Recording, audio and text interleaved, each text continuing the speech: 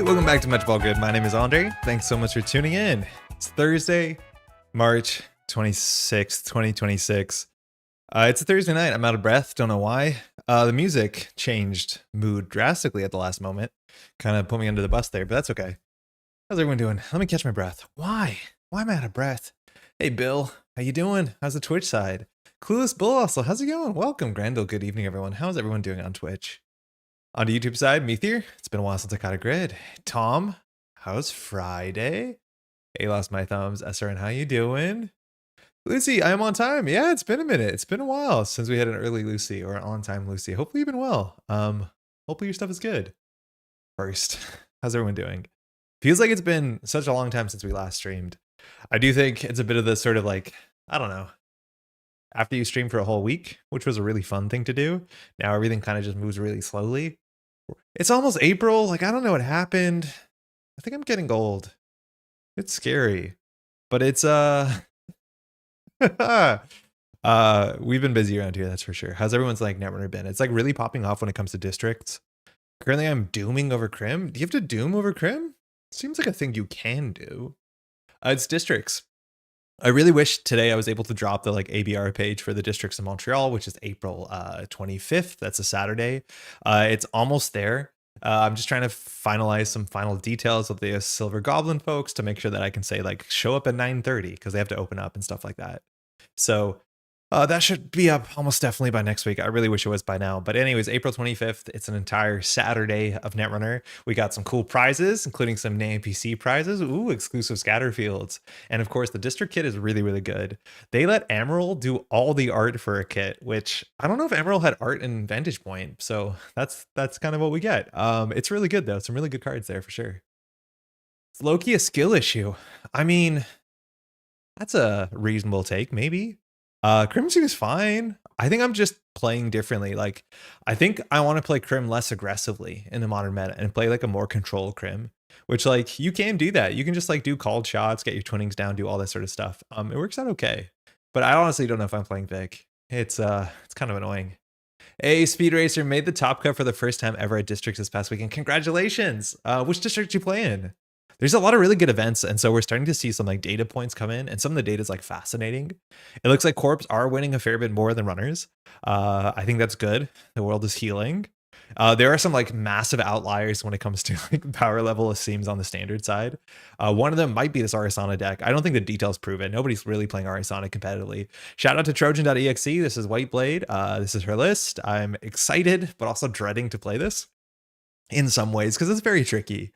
I played a version of like Arissana, kind of like this list, I guess, on stream in paper against Pat, and I just like totally shat the bed really, really quickly. But you could tell that something here is like really, really impactful.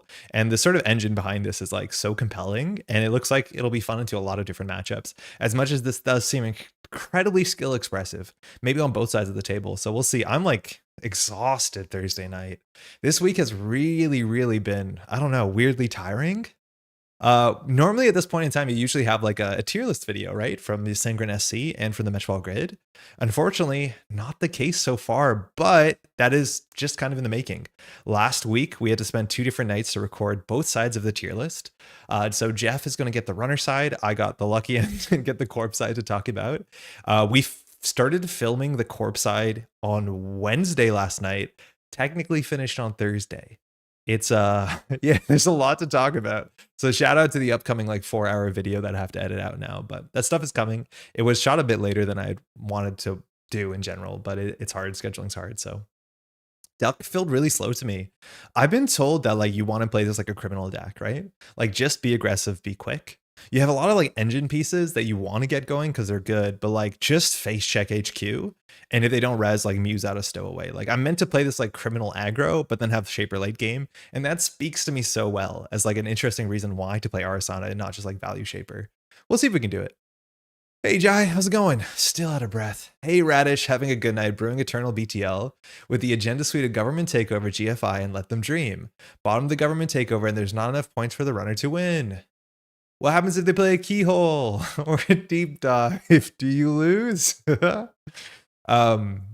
Interesting. I do think there's way more shuffle effects in standard in Eternal. I'm not sure how many of them see play. I think deep dive does. Keyhole really does. Maybe that's a problem. Hey, Dallas Districts went 3-0 with Yes and 2-1 with Seb. Hey, well done. That's a great standing. Seb is like one of the big outliers, one of the best performers in the last like couple weeks. Seb has like a 70-80% win rate competitively. It's pretty messed up.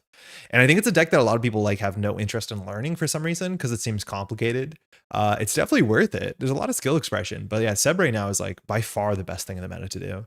And I don't think I'm super surprised as much as the Seb deck is playing like one new card, and it is impactful, but like, I don't know if the runner cards are really going to shake up the meta. Then rematch the one person who beat me in Swiss, first round of top cut and lost again. I mean, you should have been prepared. You did your homework. Need to learn how to beat Bad Pub Wayland. Oh, I have no idea what that would look like in the format. I've been trying to figure out how to make Baker feel good for Crims.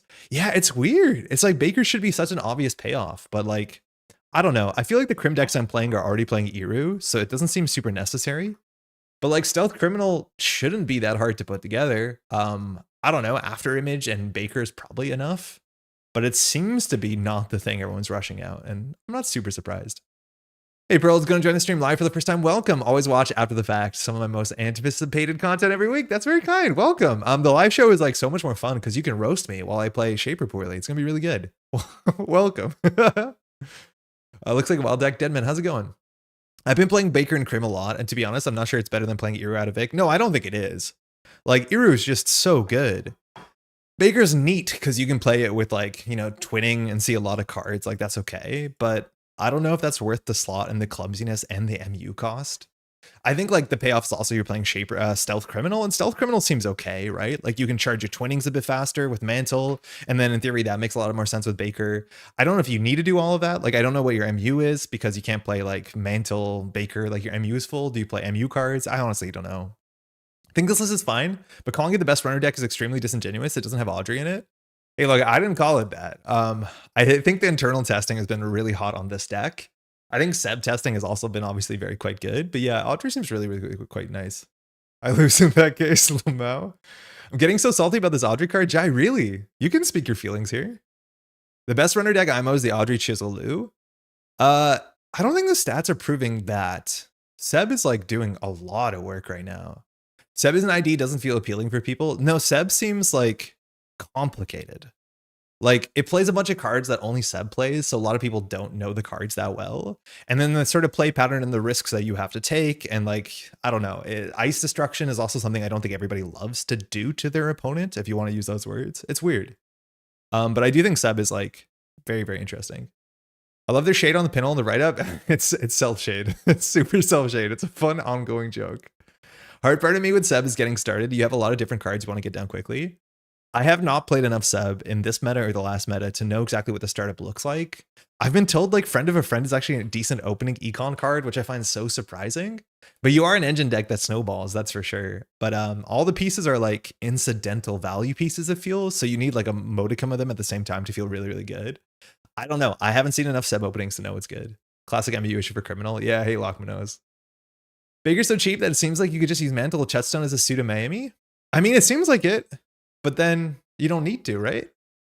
I put together a Stealth Az deck and the stealth cards are all too slow. Touchstone and Taka are the only stealth cards worth playing. I would not be surprised if that's the case. I think Taka is just like a fine card. Like the 1 credit per turn cards, the floor is really high. Barring 3 influence on this is pretty high. I'm like, Touchstone is okay. It's not like the shiniest card. Like Touchstone is just a credit a turn if you're lucky and you get in the right order, which like is super comparable to so many other cards you can play. But of course, stealth means it's the reason why you do this. But yeah, in Criminal, like, you know the set. We didn't get any other stealth credit generators you really want to play. I'm going to work a meeting, so can I actually listen right now. I'm excited to see that we're looking at Baker. I'm sorry to disappoint you. We're probably not going to be playing Baker tonight. We're just talking about it. But yeah, interesting. I genuinely do not understand why the devs are so reluctant to give Criminal stealth generation. I wouldn't say that they're super reluctant to. It seemed like it was a design goal of this last set to separate the stealth payoffs and the stealth generators. Criminal does technically have a stealth card. Anarch has only 1 stealth card. Shaper has 3, if I'm not missing something. So like, it's not unreasonable, but Criminal has like 3 stealth payoffs, and 2 of them are actually some of the best in the format. I do think it's the sort of idea that like if you want to play stealth, you are forced to spend influence, which has kind of classically been a thing. There hasn't been any sort of stealth deck that's been in influence or strictly in faction. That's just kind of like a thing that's been happening for a long time. I don't think I'd be upset if there was like a stealth, hardware or something that generates stealth in Criminal. But yeah, it's weird. My opinion may or may not have been influenced by doing a 16-hour stream last weekend and having half the runtime getting people murked by Seb. I didn't watch all of the stream last week, but some of the Seb games were so wacky. Like really weird stuff was happening. I think there was board states that I didn't fully understand. But like some of the Seb games had like just wild end games. It was exciting. Don't feel like Audrey should be as impactful as it is because you can purge. It's weird that feeling so oppressive. But then like Runner has a lot of dagger like programs. So Audrey got like, I would say a fair bit better seemingly with Tungsten Tailor. Like a fair bit better. Having the breakpoints where the 4 strengths become 3 strengths and the 1 strength becomes 0 strengths actually really does matter. There's a lot of 1 strength ice. There's a fair bit of 4 strength ice that sees constant play. I think people are skimping on them of viruses. So like purging Audrey is difficult because the thing is like you have to purge Audrey, but then they can maybe get in because now all the decks are actually running real breakers. The one thing that is hard is like a lot of decks aren't playing Buzzsaw, but almost all the decks are playing Rising Tide, which is like less so because of Samak Samoon, which is not super common right now, but it feels more like because of that barrier Kessleroid that you can't trash. But now it's still hard to keep them out, right? Like it's still difficult to keep the Audrey purged in a meaningful way. Like the only thing you can really do is play white space, or not white space. I always do that. Fly Swatter and have a hit at the right time, or have a virus mid turn. Because like taking your whole turn to purge doesn't always work. It's kind of hard. And I do think Tungsten Tailor actually kind of matters for that rig in a like doesn't seem like an important way, but kind of an important way. Part of the thing with Seb 2 is that like the deck almost completely built itself. There's not that much room for experimenting with the list, which like some people dislike. You're really just deciding which thing you're including to crack ice if you run out of Cruise and Audrey counters. Yeah, I cannot imagine a card that gets printed that displaces like a major part of the Seb deck. Like Influence, we got cards in the set that care about having tags or removing tags. I guess more so the former. And like the Seb deck is exactly the same, barring one card. And like, I don't know if it's parasitic design or whatever. It's just like, yeah, the Seb deck is like pretty good. There are some like meta concerns, like how many Hannahs do you play, stuff like that. But it's, you know, it's relatively flat. It seems the Seb decks, like the Seb decks that are winning now are functionally the Seb decks that were at Worlds, besides Tungsten Tailor. And like, that's fine. One of them is Moose Safecracker. I mean, yeah, one of them is. One of them is Moose Safecracker. You can use that with your Baker, I think. Just want them to ban Devil Charm, make trashing Big Ice far less trivial.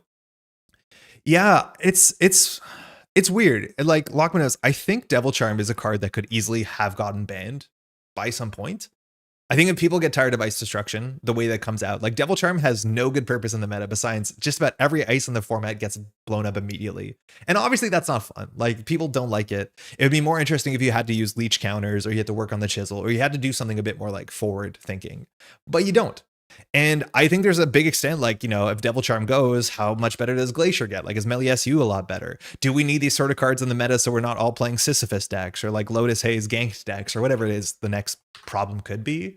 So like the balance between the things that prey on Glacier and Glacier themselves, I'm always a bit, you know, worried about both sides, but like Devil Charm could easily get banned any month of the year. And everyone would be like, yeah, that makes sense. The card doesn't have any healthy use case. The only stealth in faction was Smoke for Shaper. Yeah, but she still spent influence because like you wouldn't like Smoke decks used to play Paragon. Smoke decks obviously played After Image, but like still Shaper stealth decks would splash influence. It usually be your killer because I guess we used to have good Shaper killers in stealth, like okay ones. I think Switchblade was usually better, but yeah. The real Crim problem is no good WinCon and Crim. Yeah, you have to splash it. You do have to splash it. I've been waiting for that for 3 sets. I've been ranting for that for 3 sets. I think for Anarch, most sets will Devil Charm Crew Ice Eat Wombo. It's wild to me how much better Tungsten Tailor is than Ice Cover felt. Just a cool card pool thing, I think. It's a couple things. I don't know if people are going to get more and more upset as this card because like it's charming. The theme is charming. The text on it's really interesting. It is just Ice Carver, and Ice Carver did see, you know, some play. It wasn't the most common card. It being a hardware is kind of nice. It's a bit more indestructible. And this text is like, I think a fair bit better than everyone thinks it is. Like it does give you like 4 credits every game at a minimum. Like that's quite nice for what's functionally a brick. But like, I don't think we're there yet. But the idea that like Anarch decks, and not all of them, like the Audrey ones aren't the case, but like we have so many fair Anarch decks that are just trying to rush down this sort of thing, like this sort of Turbine-esque card, and then just play the best breakers they can in the least anarchic way possible. I do think that's going to get annoying. Like Doom Rig Anarch, this is their, you know, their Turbine, which is not as good as Turbine, of course, but I think people get tired of it. Hey, Saber, how's it going? What make cards good or not? It's context, the rest of the card pool. Context is everything. Doll's probably the single best example of this on my own. Yes. Yeah, Dolls did get good suddenly. How is measured response? I have a hard time listening live because of everything else going on. Unbanned dolls and my life is yours. TTT also isn't fighting to exist with Turbine. Yes, it's less influence for Anarch. It's slotless, which is nice. Yeah, and you can easily play 2 of it and find one, but I don't think we're doing it at some point. I wish Compromat didn't remove itself just because it falls flat against any server with cheap flip ice like Ping. I think just about every single card like that, like Binding Accident, also removed itself from the game. I think it's they just don't want you to spam bad publicity forever. I do think that matchup, like de-resing a Ping, is messed up. Like you're gonna have to work really, really hard for bad publicity in the sort of like NBN matchup where they don't have very expensive ice. The best thing you can do is bankrupt them and then run a server where the Ping isn't there. But that's like just going to be one of the issues when you play the sort of de-res synergy, right? Like if you're playing Window of Opportunity and your matchup is like an Epiphany and their deck is like Ping and VSA, like, yeah, I don't know what you're meant to do about that. I don't think I have a good answer. It just does stink. But I don't know if Compromat's really a card you want to recur. I'm a Devil Charm hater. Yeah, that makes sense. Compromat and Take a Dive would both be better cards if they swapped factions. I don't know about that. I don't want to spoil like the tier list talk, but like Compromat and Take a Dive are way less good than they probably looked at first. I think Take a Dive is maybe harder. Maybe you can play Take a Dive easier in Criminal, where like your actual early runs are contested. They res ice sometimes early because successful run triggers matter. You could boomerang to get through ice really easily. I think there's some truth to that for sure. Compromat is, I think, easier to fire, it turns out. There's a lot more board states where you can force a Compromat, but like Take a Dive is just kind of an ugly card to have 3 of in your deck, it turns out. It's just very, very expensive. It's hard. Hey, Rohit, flat strength boosts, high base strength breakers just seem like a taboo design space. I don't know. And like people are having a conversation, like, are cards now being undercosted because the existence of this breaker package? And like, I feel like we're swallowing poison to deal with the first poison, right? Like, I don't know what to think about that. I don't know. It's hard to say. It's less about the text than the ice. Ice Carver was good into Gatekeeper and FC3. Meanwhile, Taylor eats the shit out of Sleipnir, Scatter, and others. Oh, back when we had like fixed, bin breakers, I guess, because the bin breaker breakpoints were really expensive. Tron, how's it going, by the way? Yeah, it eats the small stuff too, though. Like the fact that you break the stuff for free now, the small stuff once per turn is like quite good. Card's good. Notable that all examples first on folks list are all code gates. Take a Dive should have been a criminal card. I know the thematic wise would have been like fixing a fight. Yeah, that's cool. I usually harp on like how some of the criminal cards don't feel super, super criminal and they feel like, you know, other themes. I think the one that bothers me the most is like Copulation. Like this could have been some sort of ransomware attack, but instead it just feels like the most shaper card, and it technically is the most shaper card. Obviously this set with Vic like landed a bit better. I would say actually a lot better. But yeah, I could see that. It's mostly because Buzzsaw's so swingy. I don't think that problem, but it's true. Yeah, Dev Life, yeah. Fixed strength pickers are hard. That's for sure. It's going to be hard. That it is for sure. And then you end up in this Cold War where you just have to print more and more 5-strength code gates. And then at the end of the day is like, okay, if you do print a 5-strength code gate, like say you have a Knowledge Seeker, how much does this cost to break with conventional breakers? And how much does this still cost to break at the end of the day with like, you know, your support piece and Buzzsaw? It's like still comparable. The problem is like before the Buzzsaw or before the Tungsten Tailor, this is a nightmare. But like breaking this for 4 is not bad for what people are genuinely breaking this for. Every day I get more and more upset with Shibboleth. And I think we're going to dive into the deck list of the week. I think the thing that I'm realizing is that I think I should be running less.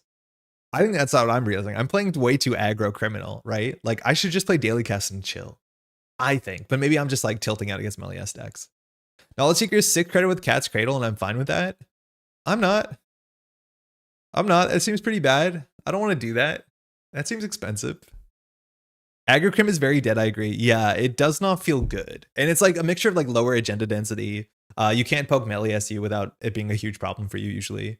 It's hard. I do think you'll want to Agrocrim against like the precision design decks, like the combo PD decks that are trying to flood the market. Like you can run them down usually, but it's difficult. Yeah, like I don't know. I honestly don't know if I want to play Vic DreamNet and just run everything. It's not converting super obviously. I think we got away with it in VP because Sleipnir and Knowledge Seeker can be run through by only breaking 1 sub. Yeah, like this card is way too cheap for what it should be. This should be a 5-cost card, and even that's kind of a deal. But I agree, you can let a subroutine fire. But like people compare this to Whoredom. The thing with the first Whoredom subroutine is it doesn't matter. The corporation gaining a credit functionally doesn't matter. These subroutines can matter, right? You don't have to break them. They can matter. Knowledge Seeker, like that's a free subroutine. This one doesn't matter, right? This is like the sort of thing where a Banhar gets hurt and that's it. But yeah, I don't know. I've been high on Boomerang because face checking is awful. Yeah, Boomerang seems pretty good right now. And I think you're seeing it in Anarch. Yeah. I'm on 5 installed copies of Rizeki and a few daily casts and Sick Back Gaming too. Yeah, it's felt like it slowed down. That's for sure. The other day I played Extract Vulture Fund to go from 3 to 23 credits. It was kind of wild to me. Did you lose because of the bad publicity though, or were you okay? That is a big jump, and that's how you close the game out, right? Hey Aurora, how's it going? Thanks so much for supporting the channel. I got that what's it called? The Patreon message just at the end of last stream. Thank you so much. I very much appreciate that. Hopefully you're doing well. All right. Let's talk about this deck. This is going to be maybe a bit of a disaster. Maybe I'm selling myself short, but this is Whiteblade's list. She won the Seattle Districts. It was a nice event. There's a wild community out there. Shout out to Man of the Moon and all the organizers out there. They do a great job. And this is Arissana, Modern Arissana. And Modern Arissana got a big boon, and that's just like simply reprinting an old card. And I'm one of the big believers that Stowaway is a better card than Kyuban. I think it's just so much more easy to play as an aggressive option, and you only commit to it when you need to commit to it, and you don't have to worry about that ugly timing window that Arissana can be an issue, especially if you're playing online on Jinteki.net. So you just get this down like after the run is just about to be declared successful, and then you can kind of sort of be aggressive. Now when you're our setup, this becomes so much more value because on the successful run you get 2 credits. You installed this, so hopefully you drew a card from Lily Pad. Hopefully you got a counter on your environmental testing. But then the biggest thing too is every time that you can return this to your hand, that's now functionally like a 4 credit plus play, and that's awesome.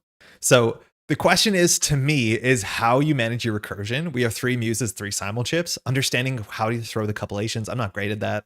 Understanding when you pull the Phasarums and how you keep the Phasarums as an ice destruction, or sorry, an ice breaking or bypassing tool versus actually going for your breakers is fascinating. This deck only has 3 propellers, so at some point it just can't break barriers anymore. We have no way to like change ice types, which some of these lists do, and we have no permanent like rising tide or even just a single propeller. If you play it with like what's it called, a game dragon can deal with the small barriers forever, which is gonna be pretty interesting. We have some cool tech here. Lucky Charm. I'm not exactly sure what this matchup is for. I'm assuming like Melias and Leo. It's a real surprising card for sure, and we want to be running HQ anyways because we have Wake Implant, so we actually do have pressure on all servers. We have Illumination for that wild setup turns if we can get it to happen. That's pretty great. And then of course we have a single deep dive, which, hey chat, let me know, does deep dive really matter in the meta right now? It seems nice to have, but we're not seeing like the 3x deep dive decks. Even the 2x deep dive decks are not always 2x deep diving. It seems like harder to fire. I'm not 100% sure. We'll find out together. Good thing my dinner is almost ready to watch another Control Shaper on stream. Hey, Bigwood, I think it's going to be somewhat like that. Did Whiteblade transition to she or they? I know at one point Whiteblade was they. I've been told she and they, I think, are both acceptable. Yeah. Nice to see Arissana doing well. Luna, how's it going? This deck is slow and complicated. I'll definitely say it's complicated. I don't think it's meant to be that slow. It's actually meant to be aggressive. Again, I was talking to Jeff about this last night when we were recording. He's like, play this like a criminal deck. And I think that's going to make it a bit more aggressive than I'd want, which is cool. They disarmed the Myoshu threat, but then Red Cap FA for the win. Let's go. Shuffle card back doesn't matter. Recursion haters can cope, but they usually just draw it. For real. I'm one of the players who like says you can shuffle card back, it doesn't matter. It sometimes does. It's just hard to imagine that it does. Like it's not something that's super noticeable. It usually doesn't matter. My hot take is that Drafter was a bigger problem than Gatekeeper even back when both were legal. Drafter's Busto is not a hot take.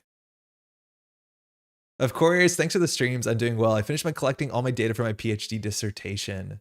So I don't know how this works. Now it's like doing the dissertation, I'm assuming. Hey Cactus, how's it going? The humble Gatekeeper drawing Rashida 3x YDL while protecting Rashida. When Gatekeeper fired into an YDL deck, you lost the game on the spot. It was really bad. It was very, very bad. Lucky Charm is just Pinhole, but clunkier in this deck, not gonna lie. You don't say shit about Pinhole when we're playing this deck. Let's give it a shot. Our opening economy is like interesting. It's 2 Sure Gamble, 3 Creative Commission. Sometimes you saw decks that didn't play Sure Gamble and just play Creative. The problem is like playing Lily Pad early or playing environmental testing early is a bit expensive. So like it's nicer to have the Creative sometimes as like a recovery, but we'll find out which one works. We have 5 econ cards. Hey Lynn, how's it going? Dropped by for the stream. Looks like a funky deck, this one. I'm really excited for this. I think this is the sort of deck that really rewards practice, which like playing your first game on stream, you know, needing your coffee on a Thursday night. I don't know, maybe we'll just like do some expectation management, but it'll be good. Hey, Cold Lava, my deep dive theory is GFI LTD make it much worse. I agree. Stealing one agenda and deep dive being a win is very good. I agree. Figuring out how to steal a fourth agenda makes it a lot worse. I agree. Yes. The ubiquity of Let Them Dream makes deep dive so much less of an immediate problem, because that was the thing. You stole 1 point in the remote server and you could win. It's also nice that to some extent you get back, HB gets back like a protected agenda as well. But yeah, it's much harder to win off of a single deep dive from 2 points. This could be 17 different kinds of op. I'm not keeping track of what the op decks are right now. I'm assuming this is just Scrubs like. It could be Mioshu, it could be Red Room. There's a lot of different ways to do it. Lucy kept. Our hand is a compilation. It has a ritual, an urban, and 2 environmental testings, but no Trojans. This hand is probably not the worst thing ever, but I think we can do better. I'm just gonna mulligan this. I don't know if this is better. We still don't have a Trojan. Oh no, we have Peach of Shaw. It's just like it's hard to put Trojans on op because of op text. Like if I had a Muse here, I meant to like run HQ and see what happens. Peach of Shaw is like technically something we can put on HQ to run for free, but it's not amazing. So let's think this through. Shouting a Tread Lately, AK Pinhole with Chester. I mean, I feel like attaching body here to something doesn't really change it. I would have kept because of NV testing.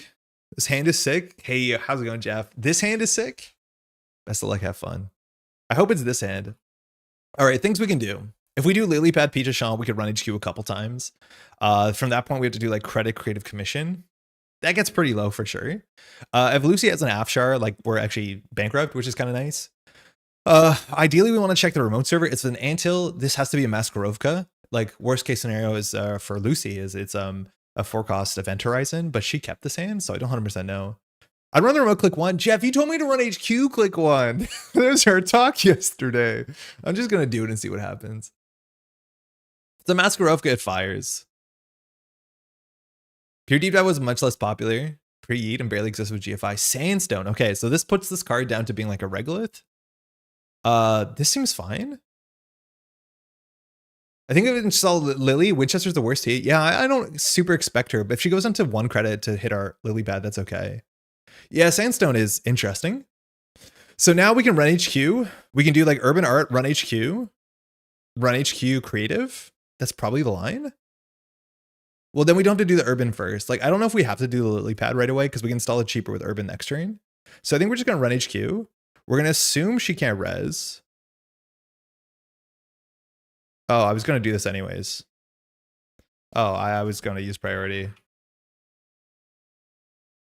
This is like the worst one too to put a Trojan on. I guess I have to do that.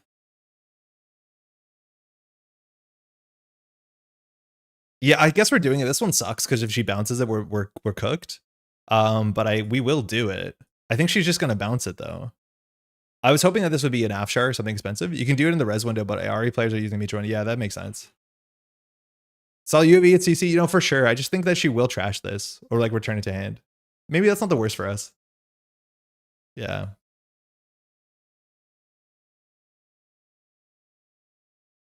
I think we're still gonna do it anyways. But she has to return this to hand. Then she loses the click, I guess. Yeah, you like don't always want to do the meter window. Sometimes you do. So that was bad. HU is open though. We don't have a slap Vendel, so getting through the sandstone is like actually kind of expensive for our deck because the only way we can do it is properly propeller, right? Yeah, the only way we can get through this is propeller. So we have to draw here.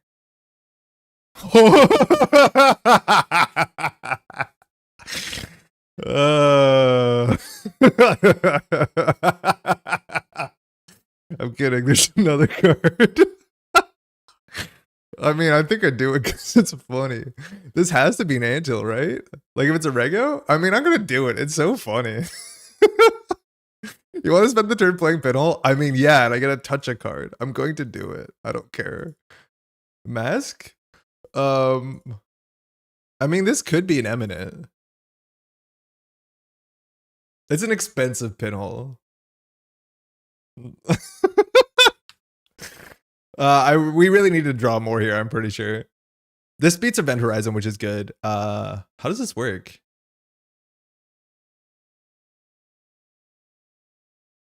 Oh, okay, that's really bad. It's so bad. All right, I want to scoop. I'm 2 turns in and it was bad. Or I'm 2 turns in and it's over. Good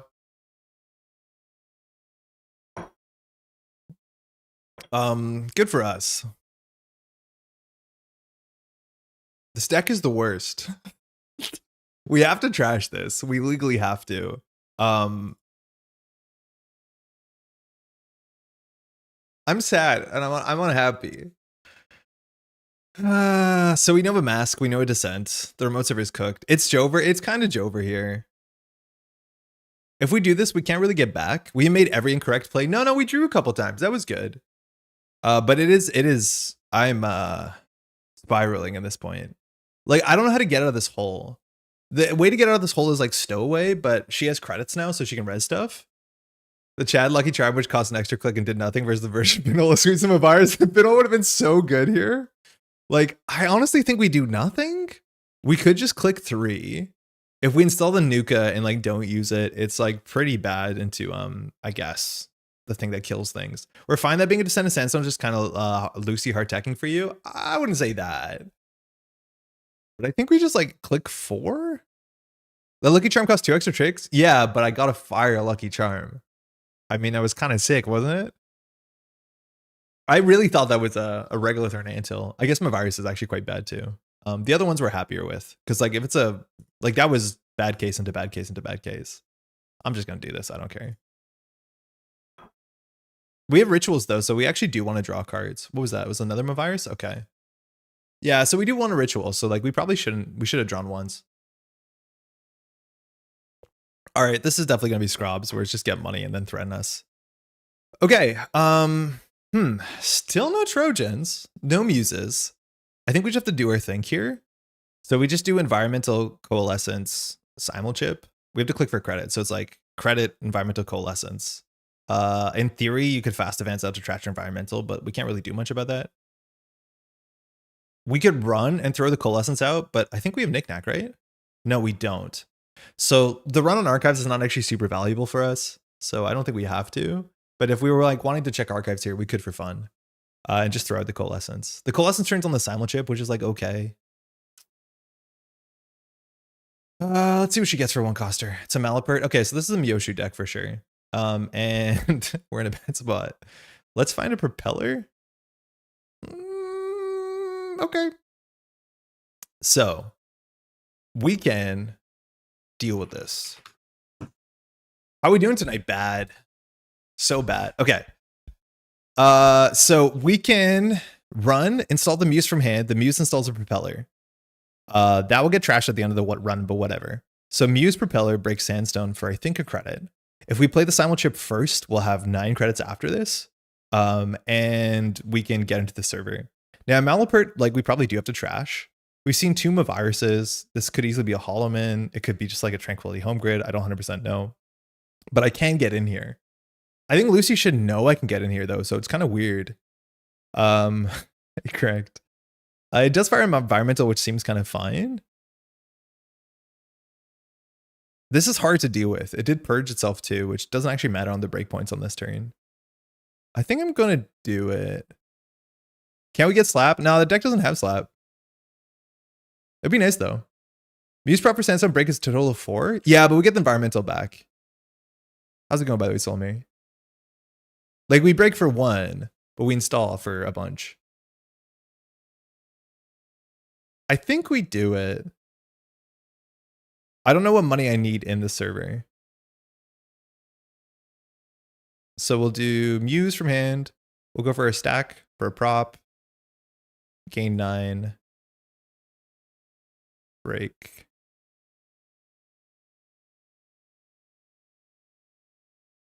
Ben, what is this? So I was greedy. Give me a basalt.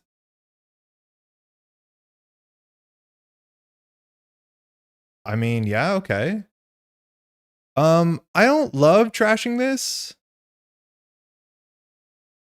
It's expensive. It gives her a card on the table that she can extract for Spin Doctor, but I don't think we can afford to do this here.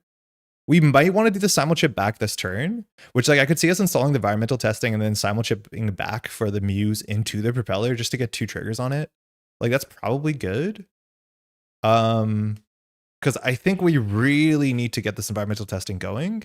The other options we like simulchip for what's it called, Trojan, but that's pretty bad if she destroys this because then we spend so much on so little. Thinking. So like maybe we do crack the simulchip and just go for Muse into Propeller. It's not bad. I think we need to do it. But maybe we can just do a next turn and fire the lily pad as well. I don't know if we can do both. Get both environment down and 2 counters on both. Yeah, but then we're stuck in 2 credits. Actually, we're stuck at 1 credit, which I don't know if we want to do that.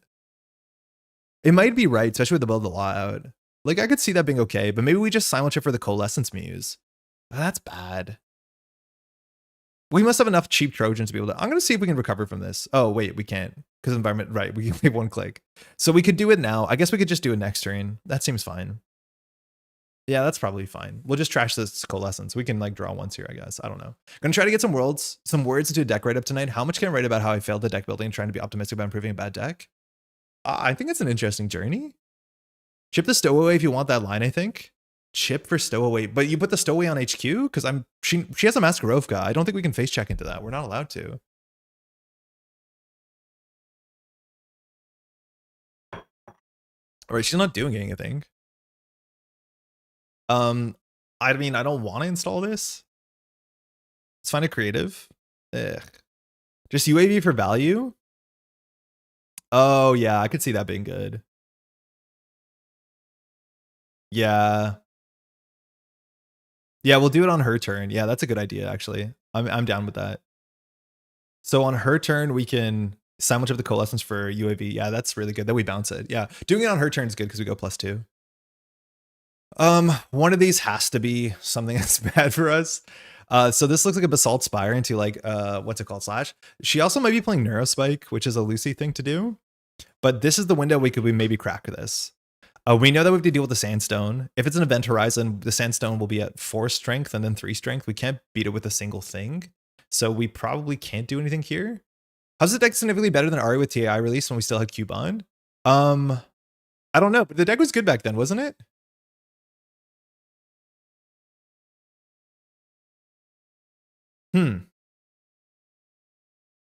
Like, if she wants to score a Basalt here, she has to do Slash and Burn, so we could, like, contest HQ.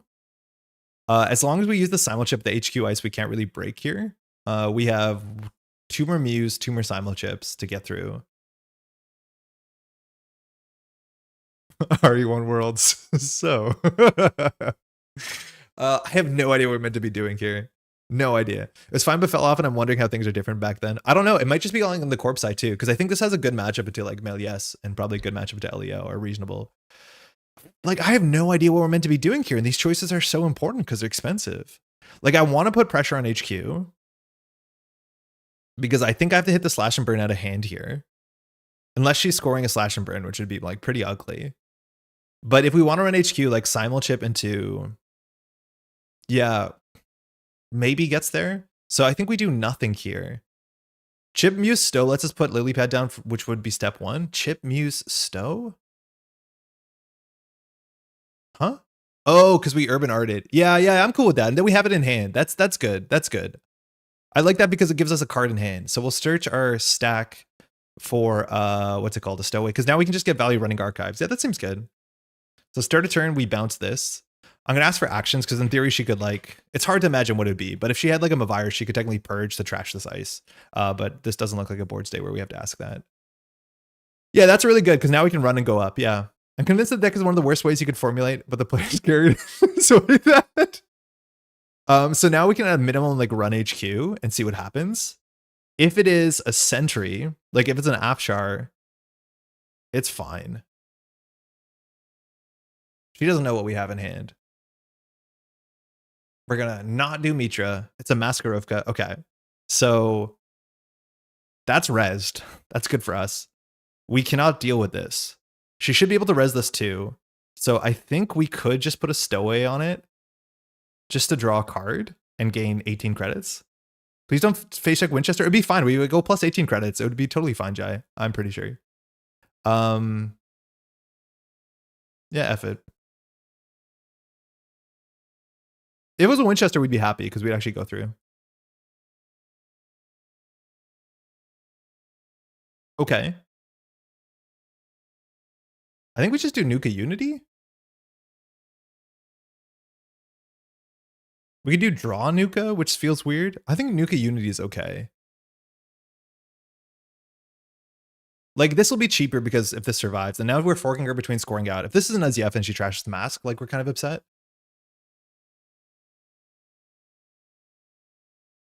Yeah, that's what happens. At least she's not scoring out, maybe? But this is the op issue for sure. So we probably have to, like, value our Trojans slightly differently. Oh, that's bad. Oh, if this is SDS, is bad. But now she's scoring a Basaltin from this server. So, like, we just basically have to find our, like, some way to threaten this, and that probably involves a Muse. Okay, that's okay. So, if we install the propeller, we can only break this a couple times. She doesn't know that we don't have access to, to what's it called? Like, if it's Event Horizon, we need to run this twice. If we had Pinhole, we could deal with the Holloman, which would be nice. She didn't score, no, because she wanted to trash this. She, in theory, could have scored that turn, though. She could have done 3 advance and single advance. Yeah, she could have scored there. Are we getting double Neurospike? I think so, but that's okay as long as we can find a Simul chip, right? But yeah, Lucy does play Neurospike a fair bit. So if this is Event Horizon, we have to run it twice. The problem is, like, Sandstone will be too expensive to run twice because we're going to need, it'll be at 4 strength, which is 2 counters. Oh no, that's good. The question is whether it's worth installing the Echelon to deal with an Event Horizon. Hey Reavers, how's it going? Hope you're having a good stream. Won my first GLC League match today. Congratulations, that's sick. What are you playing? So I think we could just do Propeller, run this, and see what happens. We're going to get blown the F out of its stuff. I mean, it doesn't matter, does it? Like, she trashes Unity Muse? I don't think we care. Yeah, we also could lose to double Myoshu. Like, she can do Holloman, Myoshu, Myoshu. That's a line that we can lose to here. We just need to make her spend money. Because if this is a 5-3, she can get Myoshu, Myoshu if she has one in hand. So, like, we just need to make her spend some money. And then she can't do the line. Because she actually is, like, has 1 credit extra. Because she goes, that's a 21 credit play. No, it's a 24 credit play.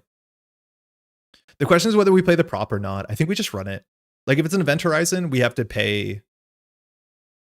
The problem is we have to install the propeller because otherwise we can't break the Sandstone twice as an Event Horizon because it gets blown out. Playing Zion, Big Pub Deal, Wiki. Oh, sick. Yeah, that's awesome. She doesn't know we don't have Muse. I think we just do propeller, run this. That's useful.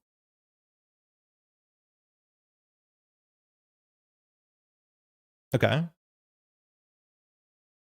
So we have to now run the server twice. She doesn't have the credits that we just lose in a single score, which, like, you can do that now in Netrunner. We need to pay 6 for this, which is expensive. It goes down to 8. We have no way to do Arissana tricks here at all, because all our Trojans have been destroyed. That's not good. Then we have to do this again, but obviously the Event Horizon is gone. So this, I think we just have to go for it. We will die to double measured, I guess. Like, that's the kind of fork here. But I think we just pay for it. Are we installing Echelon? Yeah, it's like slightly cheaper, but not really. I'm thinking. Right, because we can install this and pay 5, which is not good. Just save 1 credit by Ari Echelon. I guess it, but then she knows that we can't Muse this. But I don't know if she would actually crack it sooner than that.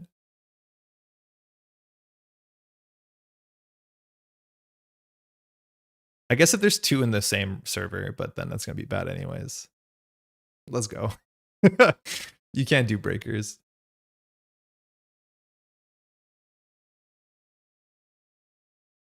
All right, so we can't get double Myoshu. We can still get Neurospiked. I think this run never works. It could. If this is a cheap code gate, if this is the, what's it called that we saw in HQ, we're fine. Hiding info is worth the credit IMO. Milanomi, I agree. It probably is, unless this is a double Event Horizon. But then, like, it still doesn't matter.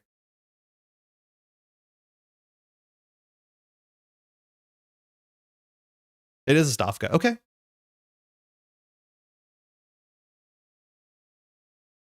So it's 7 strength. If we could let it fire, if we had the Simul chip, This eventually will become 2 strength, but then we can't break it on the break back.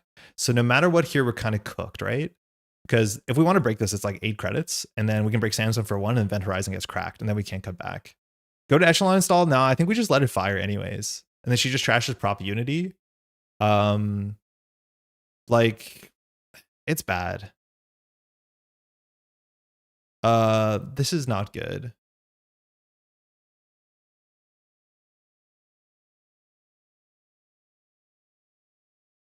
Yeah, I don't think we have a line here. Like, this is where you're meant to pull out your Physarum, right? And just say, like, bypass for 2. That would be really, really good. But we've been struggling. I think Silent Chip is worth more than 8 credits. Oh, for sure. Actually, no, I don't know. I don't know if that's true. I smell being cooked.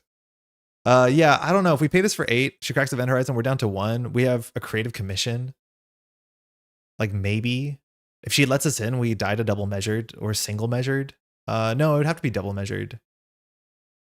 If we let this fire, she trashes 2, we hit the Soundstone to get a virus counter, and then we bounce.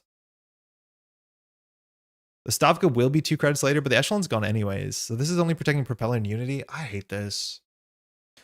Yeah, maybe we'll push it. I don't know. I don't like any part of this. I think we messed up on turn 2 so terribly.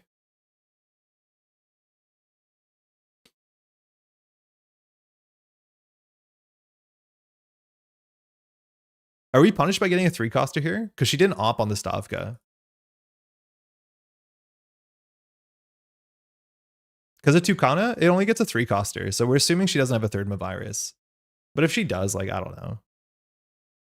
We do have like a Muse, so sorry, a Hush, so maybe we don't have to be super precious about hunting down the Event Horizon. Deep Dive could save us? Yeah, maybe. I think there's a small chance we lose here, but like it would have to be double complete image. And she'd have to have one in hand. Perfectly. Getting yourself into trouble? Yeah, Seth, how's it going? The thing is, like, this is an SDS anyways, like maybe we shouldn't have broke the Stavka. Because like it's worth nothing, but it's way more likely to be a Basalt, and then the game's kind of in a bad spot. I've seen more op decks on like the Let Them Dream than I'd ever have expected. Yeah, this Ice Suite is going to be a total problem for us. I don't know if I've seen an op deck with multiple Sandstones in a long time. All right, well, she can't win off a single Myoshu. Oh, yeah, okay.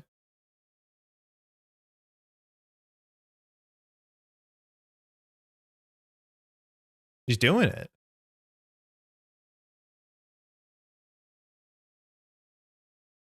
Myoshu Jam. Okay. So she did go down to 3.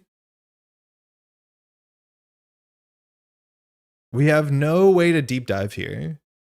But this card's in the server. If it's a 3-2, she wins. Right? She just does triple advance. Yeah, I expected Basalt there for sure. So she can't res anything. But if it's a 3-2, she wins. Even if she goes down to 2 credits, she can win. She can do credit. In fact, she can go down to 1 credit, right? No, she can go down to 2 credits. She can do credit, Holloman. So like we kind of have to win this turn. The only way we could do that is like install Simulchip, and then we could run HQ, and then with the Simulchip force out a Stowaway, or probably force out a Peach Champ. We'd have to like steal an HQ, steal an R&D. But if we do Simulchip, run HQ, Simulchip installs a Peach Champ, trashing the Muse, we draw a card. Oh, then we have no money, of course. Yeah, Peach Champ will be free, but we'll be at 0 credits. We can install the Waken Plant and just say YOLO and then run HQ a couple times. That might be fine. If it hits the creative of the Sure Gamble or the Deep Dive. If it hits the creative of the Simulchip or the Deep Dive, we're upset. We could nuke it naturally into a Stowaway. That'd be pretty sick. Interesting.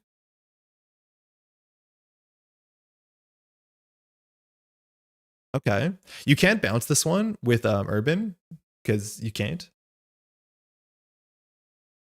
LTD is so good in op, it props with the 3-pointer so well. I'm not sure like you shuffle all the time, but yeah, I'm not 100% sure. Yeah, we have to pray that she doesn't have it. There's no other good line here. So we can draw a card with the Physarum. We could run R&D, hit the Physarum to like maybe draw a card, but then we used our Arissana for the turn. If we drew an Illumination here, oh my god, are we gaming? Illumination would have been sick. We get a free cup, a free Simulchip. Simulchip unlocks, like, actually a click pressure play here. I don't know if she has it in hand. So, like, I think we just have to get lucky.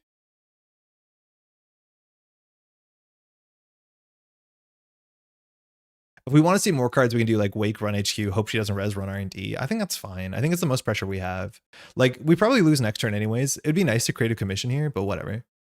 Fine. Actually, that's the worst hit. That's the card we want to install for free to draw a card. Maybe not the worst. Is a legendary double create a commission turn? I mean, we could have done create a commission to sure gamble and to like do something. But we can't break this.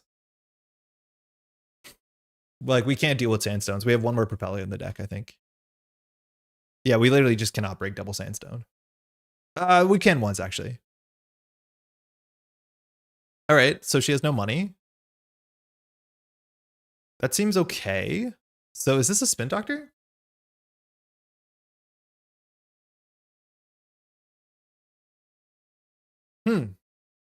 Okay, so if it's a Spin Doctor, the agendas are not hanging out in hand for a minute. So we're down to Bankrupt one more time. She has to be on more STSs. Yeah, she probably doesn't win next turn. It's hard to imagine that she can. This looks more like a Spin Doctor than anything. Or maybe a virus, but I'm not 100% sure. We've had a pretty blank text box today.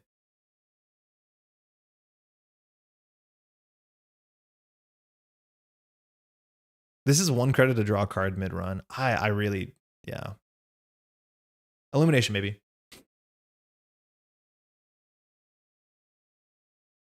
Idea is having Hollow Mini can go from 2 points to Hollow, never advance, let them dream, fetch the winning 5-3, install in the scoring remote. She just clicked for 3, right? So like she's still threatening to win this turn. So what can we do about that? Running HQ with the Simulchip is possible. We'd have to click for a credit. So we can run HQ, we can install Simulchip, run it, click for credit, run HQ, break the Sandstone, run RDC2. That's the most cards we can see. I mean, I don't know why she rezzed on HQ if she has a win in the remote server. So like this is a bit aggressive. I think we had to run to stop her from winning this turn. But I'm assuming we have to do Simulchip, run HQ, which cost us free to install, 1 to break. Get a Wake Charge, run a DC2. Like that's maybe the best we have.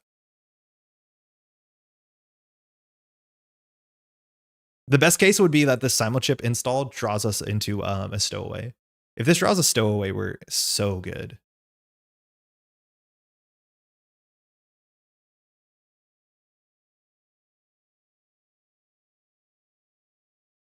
No.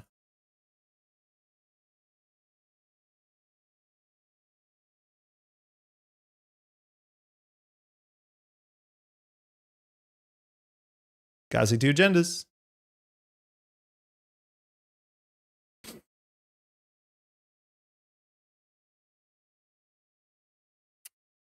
Nearly. She's probably on a lot of 5-3s if she's on Basalt and SDS, so there's probably not a lot of agendas in the deck. I'm assuming this is a lot of 5-3s and like Myoshu. Good game.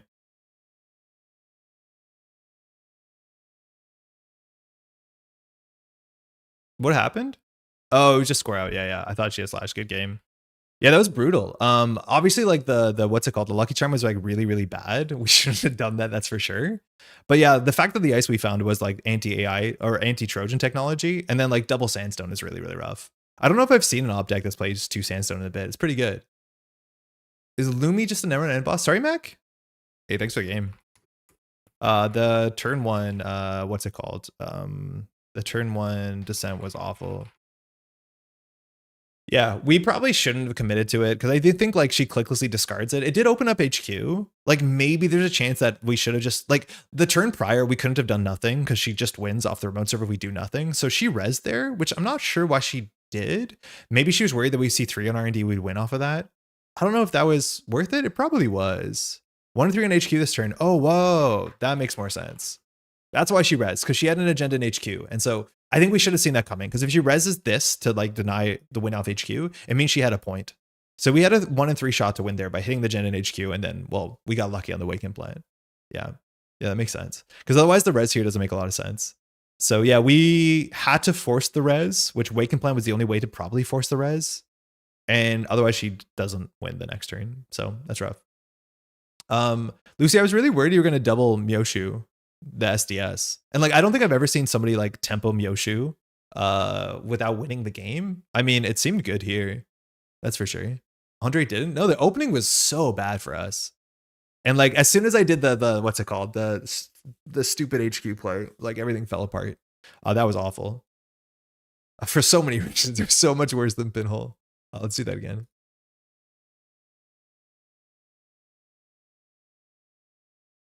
Here with Sandstone's back in fashion to make Propeller's life difficult. I think it makes a bunch of things lives difficult. Like Kurapira struggles against it. Propeller struggles against it. Audrey struggles against it. Yeah, if you're playing 3x Mavirus, that's also pretty good. But yeah, we have a hard time breaking that thing, that's for sure. All right, I'm assuming this is assets. This hand seems okay, right? We have Urban. We just haven't fired our text meaningfully. Good luck, F. Thanks you too. There's some really strong like horizontal PD decks that people have been playing, like Let Them Dream stuff. The 3 Cyclotron version is like very, very explosive. If we're looking at this hand, like, I don't know if I'm meant to keep this. Not Banner. Banner will go through. I mean, yep. Technically will. We can face check with a Propeller, which is nice. We have the Lily Pad Coalescence start. Yeah, this seems fine. Also, for a second, Lucy, I was pretty sure that we were going to die to, what's it called? Complete Image for a moment. I was like, I need to make her spend at least 5 credits here so we don't die to double Myoshu. And maybe with like 2 cards or 3 cards in hand, it's not super expected.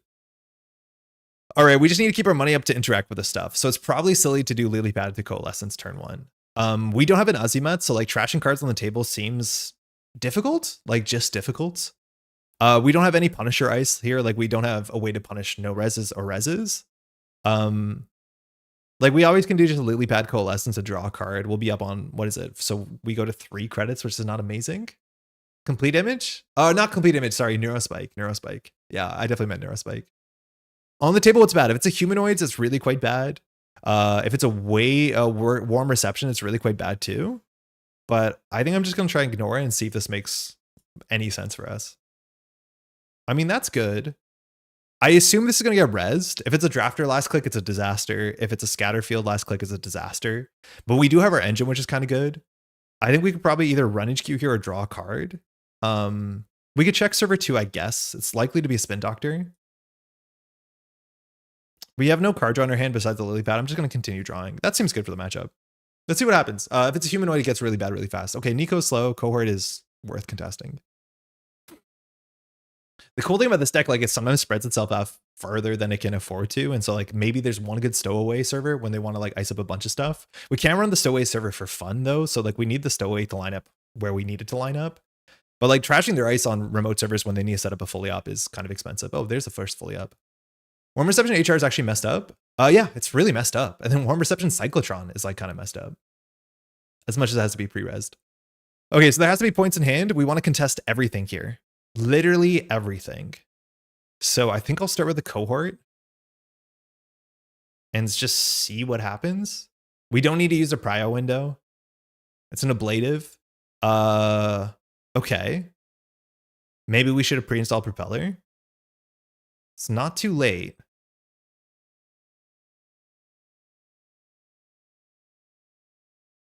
Let's just try and touch everything.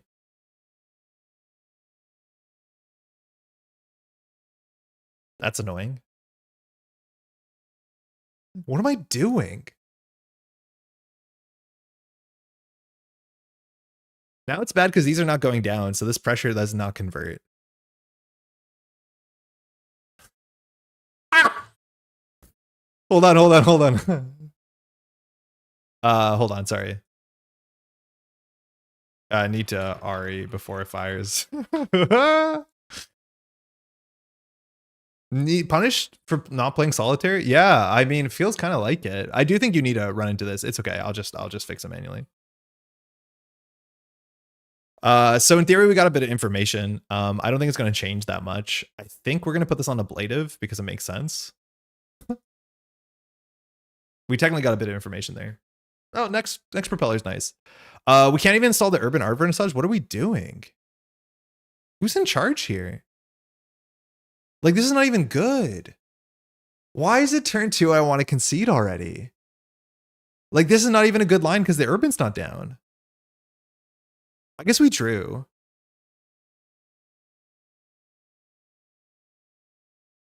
Jesus.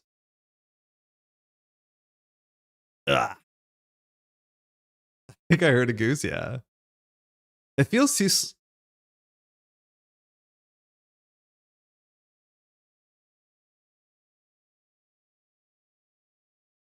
The heck? They didn't get a counter? Because they're going to flood the market back. That is good for us. If they took it fully op, I'd be so much more scared.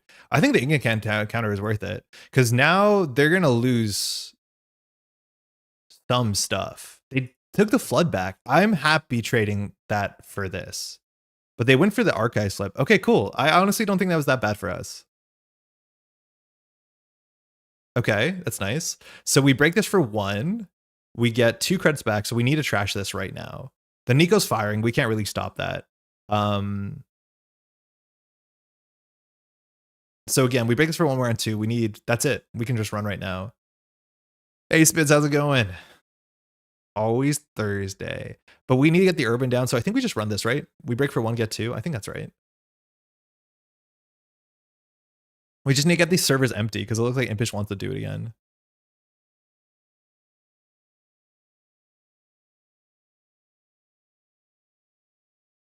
Yeah, this is so bad. What am I doing wrong?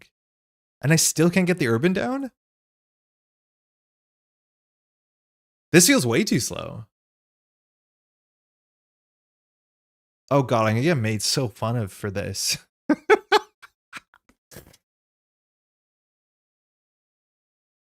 Okay, fine. We'll still run that. Lilypad was the wrong install over the UAV. Yeah, I hear that. I hear that 100%. The UAV, we wanted to install the Lilypad. I think I was even told that rushing the Lilypad is wrong because UAV is your econ engine, Lilypad's your draw engine. I don't need a 4-credit draw engine here. 100% wrong. Okay, that's fine. We're at 6 MU.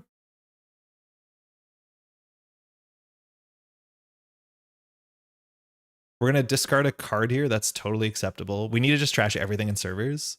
We have no way to challenge the white space. We have a couple cards in our deck that can do that.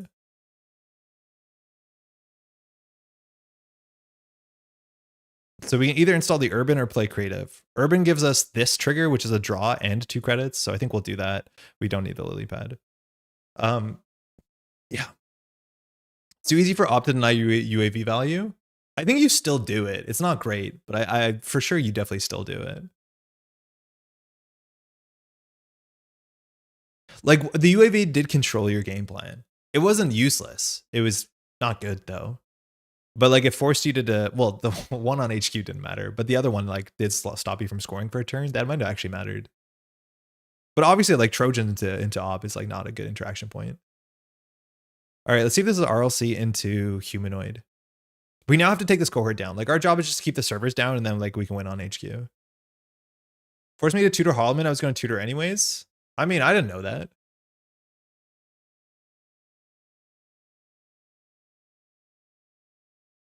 So we install and we drew cards. Okay, so it's not going to be a humanoid.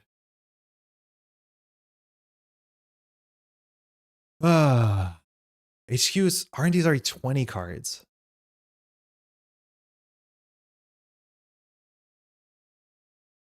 All right, so obviously server 1 is going to be something with a big butt, like a wage workers. And then we fully op here. So HQ has to be mad flooded. Did we trash the spin doctor? We did. I didn't even consider that. I was on autopilot. Oh, this is not good. Like we have to. I assumed Image would have used it. And that's like why we don't have money. Okay, start a turn, take this back. Okay, so now we have to do something. We still don't have access to the thing that we want. Wage workers has to go down. Cohort has to go down. We have to check archives. These are all things that we want to do on our turn. We have a lot of little mini fights. The cool thing is like at a minimum, we can run archives and then get the stowaway on the blade to draw a card. That means the wage worker gets trashed for 3 credits this turn, which we kind of have to. We can do Nuka draw, no problem. It's free. So we do install Nuka, draw 3. We're at 8 cards in hand. I don't like any of this. If we face check this, like if it's a drafter, a gatekeeper, a Sleipnir, we can beat all of those if we have Muse Coalescence. We don't. But we could get it. And I don't know whether we should like save our Arissana for after we draw with Nuka, or should we just go here? Right? Like I don't know which side we should be on. But they're putting a lot of things on the table, and yeah, this hand does not do it. I think I'm going to run Archives. Because I want to flip this anyways. I think we're going to run again this turn, but I'd rather get the card draw here with Stowaway. Neat. So this stops the flip, and it finds an Ingatan. Okay. Interesting. What does that tell us? We no longer have Arissana. We don't have... So this Wage Worker is just threatening now this to be an agenda, because this has to be an agenda, right? It's not a Spin Doctor, which means the Wage Workers allows you to score out of 4/2 with text. The agenda suite might just be Ingatons, Let Them Dream. So like taking on the Wage Worker is actually really important. If we do credit run, we go to 2 down to 3 to 4, then we can't trash the Wage Workers. So like I'm kind of suggesting we do the credit commission for 2/3. Because again, we break this for +1, and we need to have 4 credits to trash this. The other option is just do credit, run. But I think we might as well create a commission for 2 clicks for 4. Because I think this has to go down this turn. I think it has to, because this has to be an agenda that they wanted the cohort for. Especially because with like this trashing, this also makes the flood, which we know in hand, a lot worse. Because then if they do advance flood, it only scores out of 3/2. Right? Unless this is a cyclotron, which they can do install flood, advance, and score 4/2 if this is a cyclotron, and we trash this, but I think we have to. Weird. Double Stowaway on the Bladev. Oh yeah, that actually wasn't the worst idea. Yeah, we can't Arissana it, but that's a click for 2 credits. Yeah, that actually was exactly what we needed. And I don't think they can afford to trash the Ablative. Yeah, that might have been a pretty good line, actually. I don't know if I mind this, like losing a click for 2 credits is, I wouldn't say similar, but we don't get blown out because this 1 Stowaway is still very good for us. Yeah, that's an interesting line, actually.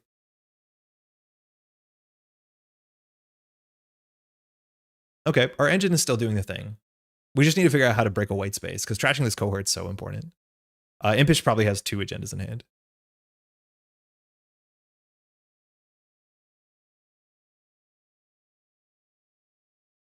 Yeah, UAV first seems so important. I don't know why I'm doing this. This like start with our card that does not give us money. Especially because I don't know if we had the Stowaway in hand. No, that was the reason why I did it. It's because we had Lilipad to Coalescence, which doesn't seem stellar anyways. But yeah, I think we just don't install the Urban until we have something. We don't rush out the Lilipad turn 1. Especially because this deck is going to be a fast deck. Okay, now we have other problems, which is like we have to trash everything here. So we will take this back. So we do install Nuka, use Nuka. We can run this, and then we can run 1 more server, assuming we'll draw a Muse Physarum.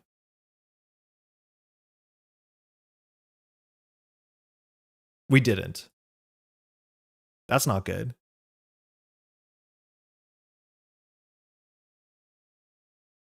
We still just have to keep trashing things. This is not going to be important, but like flood the market is going to happen here. There's no way around it.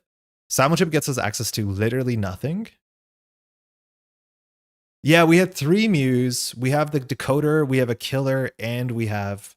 Not that we can afford many of them. Well, no, we have Urban. Maybe we can. Yeah, this ain't it. Stowaway. Here, draw. I mean, that's fine. Let's see how big the butt on this one is.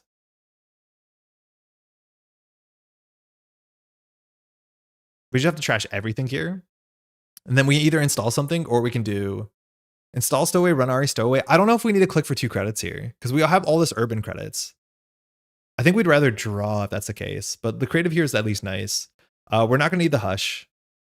It's actually likely that we don't need the 2nd Stowaway, but there's a chance we don't need a 3rd Propeller.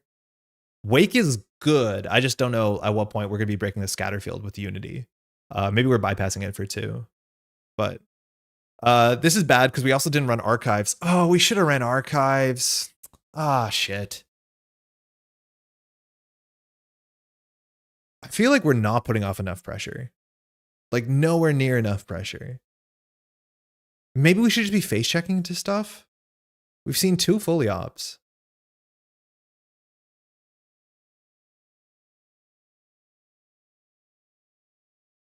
But yeah, there has to be a disastrous score here for us, right? Yeah, there's a flip. Yeah, running archives would have helped. It probably wasn't worth a click there. But we needed to charge 4 and 5. 4 has been on the table for a bit, so maybe it's a cohort, or not a cohort, maybe it's a cyclotron. Yeah, we were overtaxed in Fighting Kit. Yeah, we don't have the pieces that we need. Like, we just can't interact with ice. Now, cohort can advance anything, right? Yeah, installed card. Trashing an asset a turn is not enough to keep up with these PDs, so like I don't know how you beat this matchup. Yeah, I don't know either. You're right. Trashing 1 asset a turn is not keeping up. We either need to put on Central's pressure. Okay, it's Flood. At least it's a Melia. We have a click. It's not even a Melias. Okay.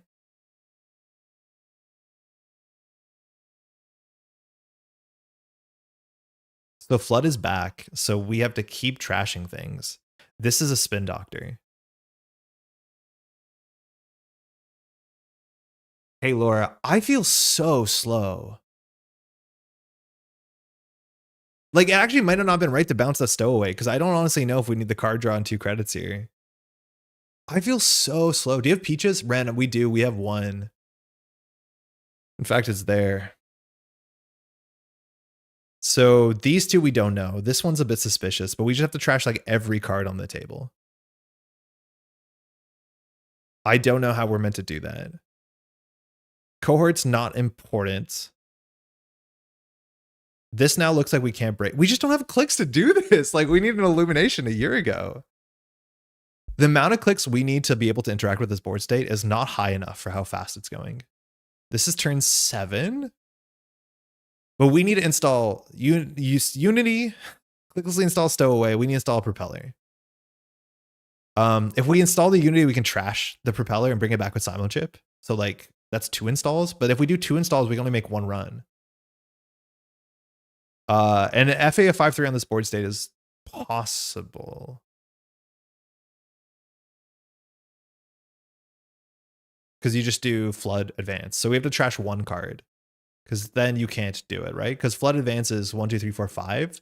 So if there's a 5/3 on the table, we also can't run last click. That's the worst thing is we run the 5/3 last click. We can't steal it, which means there's a card in the server. Like, just so bad. You need to face check early to make them a bit poor and hope they draw poor. We face checked 3 ice, and it ended up actually with Impish going down to 2 credits, but scoring out at Ingaton. It was not good for us.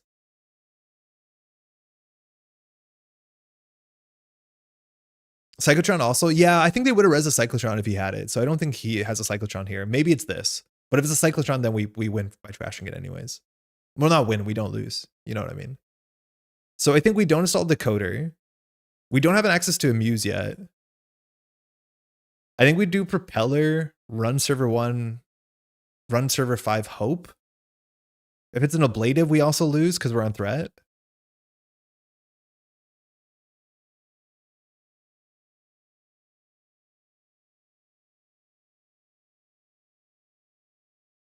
Huh? I am so lost.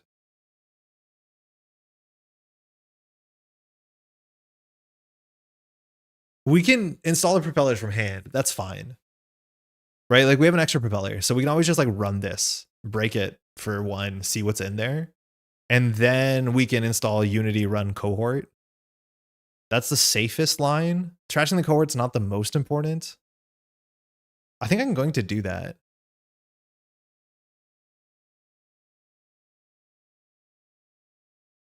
But we need to install the Stowaway for our econ engine. No, we probably Peach a Shaw. What do we think the other ice is? Like, I'm assuming there's more ablatives, probably 3 ablatives. I don't know if we're on reverbs or anything. We need infoband. We run server 1 as trained, so you can Peach a Shaw and steel click potentially. Yeah, but we know 5 is what's it called, the spin. The problem is like we can't break this ice. I think we face check in and see what happens. If it's a drafter, it fires. They don't know. Like, we have a lot of cards in hand. He doesn't know what we can do. But this is an unknown. This is an unknown. Okay. Fine. Horses are out there. Yeah, it's okay. If it's a cohort. Yeah, that made sense. So, hey, we dealt with the whole server. We dealt with a whole server. Okay, that's really funny. So if we install the propeller and run server 1, and then we Arissana out the Stowaway, we can't steal Melias. That's the best we have going. Right? Like install propeller, stow away the Blade, steal a Melias. If it's a Melias, we just run now. We Arissana out the propeller. I can't believe they put it behind a lamplighter. I mean, they just had to put cards on the table to fire their thing. Like they were just trying to fire their thing. Like that happens. They wanted us to hush it. So yeah, we run this. We have to run this. This is a spin. The question is like, what order do we do it? Like if it's a 5-3 and it's the Melias, we don't lose, right? Because this is a spin doctor. So the nano management's in the bin. So the most you can do is place 4 advancements. I guess you could do seamless. I don't think that's real.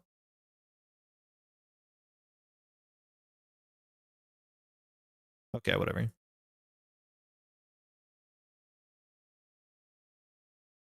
If we think this is the one, we can do the thing. Yeah, if this is the 5-3, the right play is Peter Shaw. Peter Shaw would let us steal the Melias. I don't know if it is. My guess is it's not with the 4-2 on the table. But yeah, if this is the Melias, we had the win. We just didn't do the right line. I think I want 2 credits.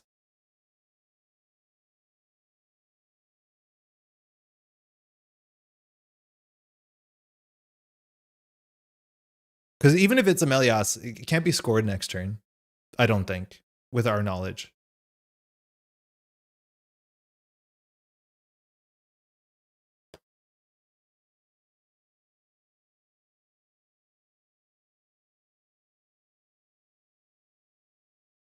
Oh. Right. Okay. Not what I was expecting. We saw a greasing, which actually made it tipped our hat. I'm assuming if they have Plutus, we trash Plutus. But this is like the list that was being played. It has new cards, so I guess we'll trash it. But that list is playing Lamplighters. That makes sense. Lamplighters not super common in these lists. Okay. Might not be on 5-3s. I think this one was on 2 send messages. So I don't know how we play a sure gamble unless we like flicker coalescence. The wake seems good, but I can't get it down. Same with the Peach of Shaw. I'd rather have it as a simul-chip target, but maybe that's wrong. I don't know. Actually, the Unity is probably better as a simul. No, with Urban Art at 4, it's fine. Now, the thing is with the Ingaton, they can just bring it back. Like, Ingaton brings back non-agendas, or sorry, any card. So, Cohort now with Spin Doctor is a fork. I just, like, we're not putting on any pressure. Like, they don't have to respond to us. They just have to respond to us getting in, and I don't like that playstyle. Like, this is, you know, like, transfer funds. Not that I like transfer shaper, but you know what I mean? It's like, we have to play his game all the time. Maybe here we could, like, transition to a deep dive. We don't have it. That's one of the reasons, but you know what I mean? We still don't have Abuse yet. And we think, all right, it's another turn where if we don't do it perfectly, we lose. Okay. We need money. We need money.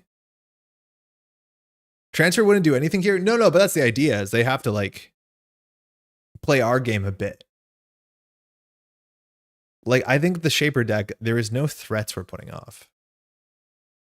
Okay, so we know in hand there's another, you know, flood the market. So we have to, you can do install flood for 4 unless there's a cyclotron. We have no money. The only way that gets us money is that we do 2 clicks, 1 click for 4 credits off the simul chip into the coalescence. We don't even have a muse, not that that matters, but that's the one way you can get money back. The other way is we can put the Stowaway on a Bladed Barrier and run on 2 credits. Looks like the minimum we want is 3 credits.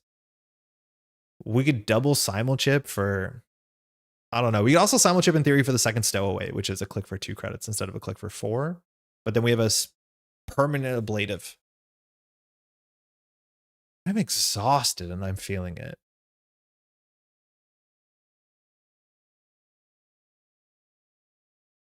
I cannot think critically about what's going on here. All right, running archives is a start. We can always install the Stowaway, I guess. Running server 6 is okay. Server 5 we have to trash, which is expensive. Sandwich it for cold and Stowaway up to 5 for gamble. Yeah, that's probably like the good line to get out of this. I just don't know what we're doing for the rest of the turn because we need to run archives, I think, unless we run both 1 and 6. But like, I don't see a way of us getting out of the financial hole unless we do this. Oh, yeah, please. Oh, interesting. So now I'm assuming that we run 1 with Stowaway. The problem is if we trash, this is the issue, is if we trash, we're no longer on Sure Gamble credits, right? Like, it's not perfect. Because if we actually run this server and we break for 1, we're going to be on 6 for second or on 5 on a second. But if we trash this card, we're not on 5, right? Like, that's the issue. So I don't know if we actually can do that. Probably when we install this Coalescence, we should have trashed this Coalescence so we can simul chip it back. I think we do that. So on install. Run it twice. It's a click for 1 credit. Like, I don't think we want to do that. We can just click for credits and not use propeller counters. Unless we're doing double thing.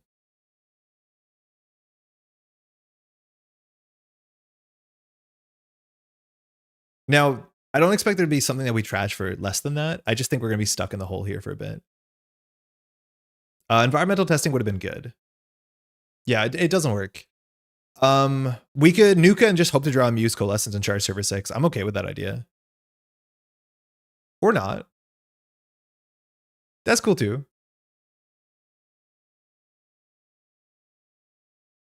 We literally have no access to Muse. We have 19 cards left. We have a Unity. But now we have 1 click left to run. Which means if we make the wrong call, we lose. And we used our simul chip so that... Why did we throw out the Peach of Champ? Like, the Peach of Champ gives us a line here. Yeah, it's not a good draw. Oh, that's bad too, because the card comes back, but it's not the worst.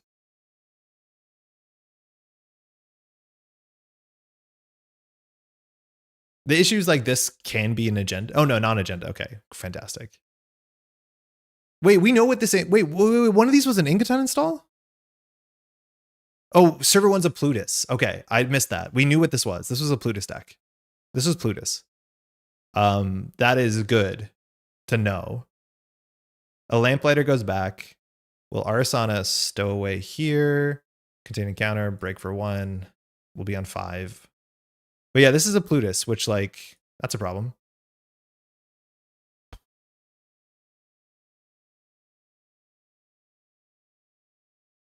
Yeah, the Peach of Trash was sus to me. I feel that's how we keep up. Yeah, it might have been. So, this is a Plutus. You throw out your hand into Plutus. You use Plutus to greasing out an agenda. Then you cohort to flip. And then we lost this turn. We lost this turn. Yeah. Trashing this doesn't matter because you can technically fire cohort after you fire Plutus. So the card on the table will have 1 advancement. Yeah, that's game over. AGG. Assuming they have the 5-3 in hand. That's the one thing we can hope that they don't have is not having a 5-3. But that should be it. This is rough. It feels so bad to like scuff the first turn and then like lose the whole game to it. I feel like our margins are really narrow and I don't seemingly know what I'm doing, which is rough. This turn was unsolvable. No, the solve was go HQ. The solve was give up on centrals and like go for a cup. The issue is we didn't have access to a cup because we didn't have a Muse.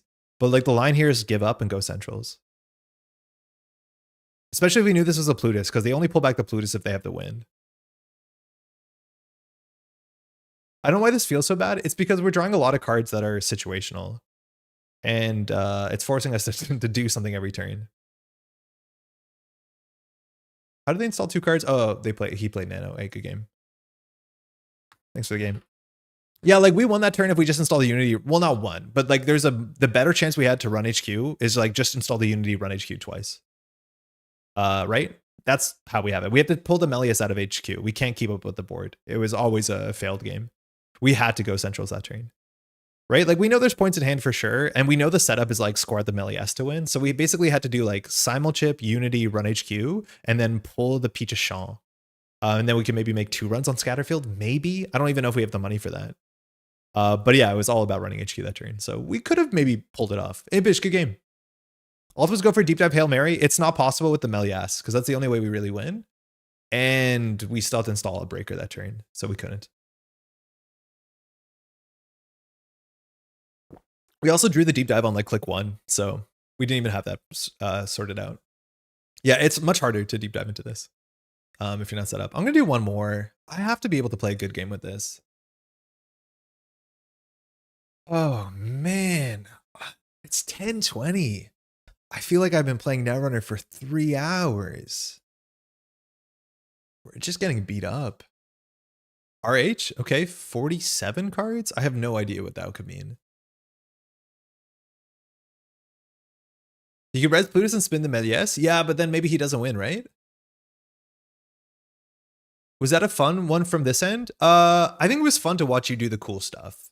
But we like just touched cards as much as we could. Hey, thanks, you too. All right, so this hand has 2 propellers, a hush. I don't know what RH47 is. We have a DZ. I would have liked to DZ in the other games, but I'm assuming we don't keep this. Shouldn't play for 2 hours before we started the stream. Oh, that seems a lot better. There's a lot of new stuff too. Yeah, you're right, Meteor. He can do that. We have to hope that he does. And then if he does, we buy ourselves like maybe a turn, or then he doesn't have the 5/3. It's like the best we have. Like we're probably going to lose anyways, but there's no chance it was control the table. Especially because we technically only remembered there was a Plutus on like click 2. 47 can't be right. Looks like it. They're up to something. All right. How are you meant to open this? I'm assuming it's just like Ritual Environmental Coalescence. Pozerium in hand. This is like, should be the perfect draw, right? Oh, there's nothing that we have to do. We can start Environmental Coalescence. We can click for a credit. So we have Nuka we can install here, and then we can Ritual next turn. We can just click for a credit. Ritual will put us on a lot of cards. We're going to be drawing, hopefully, the thing. Yeah, I want to just go slow here. I'll just click for a credit. I don't know if we're in a rush. Fizarium is really nice. I just don't know how like load bearing this can be because almost all the ice gets Fizariumed. I do wonder if there's going to be traps or something here because like 47 cards seems like a bit, you know, strange. And the strange decks are the ones that get you. That's for sure. Spin start. No archive slip. Love it. I mean, that's amazing. I didn't realize we had a fermenter in the deck. We just do triple install. That's such a good start.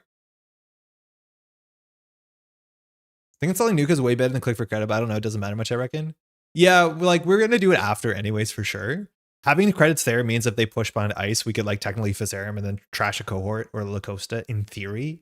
So it prepares us for if they make a play on their turn too, which like totally fine. Hansei cards and bin, we're going to run that. In theory, this is actually like a high value hand. If we lose to damage to some extent. We can run the Spin Doctor, run Archives. Running Archives always gets the flip. I think we just run this here. Maybe they find us with an Eska. Fermenter Purge is like somewhat impactful. All right, so it seems like the face down is going away. So they did Hedge Fund and Unseen. Not going for the Hansei. Hansei is a really good card. So we do Nuka. We're up at 6 cards. We could have installed the Stowaway on that run. I didn't, so that's on me, I guess. Let's say we're waiting for the second environmental testing. If we do this, we go up to, 7 cards in hand, and I don't know what we can do there. I don't even know if we need to do this Nuka. Because we can't actually install a lot of these cards. I'm going to draw.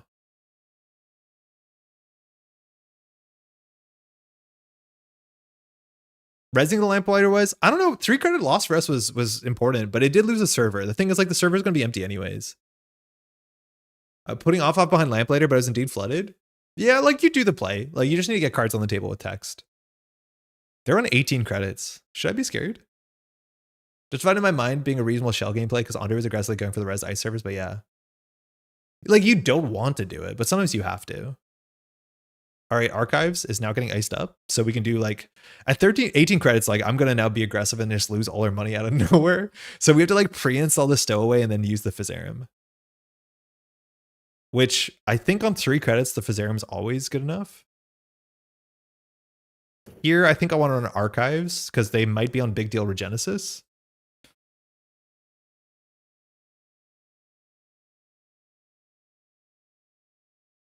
So we can't beat barriers.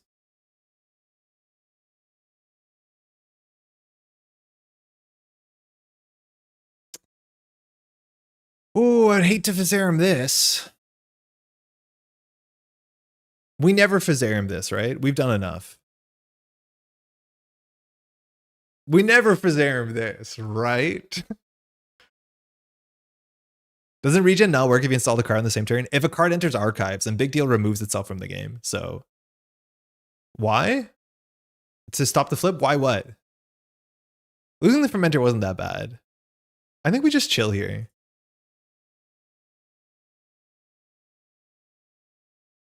So again, Nuka will put us to 7 cards. Why do I hate that so much? I'm going to click to draw again. I guess we just run the Spin Doctor and see what happens. If 2 cards get shuffled back, it's so annoying. All right. I have enough card draw. I'm just going to get some more money. We just need to find our actual breakers here. They shuffled back 1 non-agenda card, seemingly. So at this point, they've drawn through 16 cards. RLC. That has to be like Moonpool fast events, right? I don't think you play RLC for no reason. Install Wake. If it hits a Physarum, it's really bad. And like the Wake's not very useful until we run HQ. I hate installing the Wake before you know what HQ ice is, or before like, then they just like ice HQ twice and the Wake is useless. Like I'm not a big tempo Wake believer. Like you install it when it matters, let alone when your hand can support it. But I think we have to be slightly more aggressive here. Okay.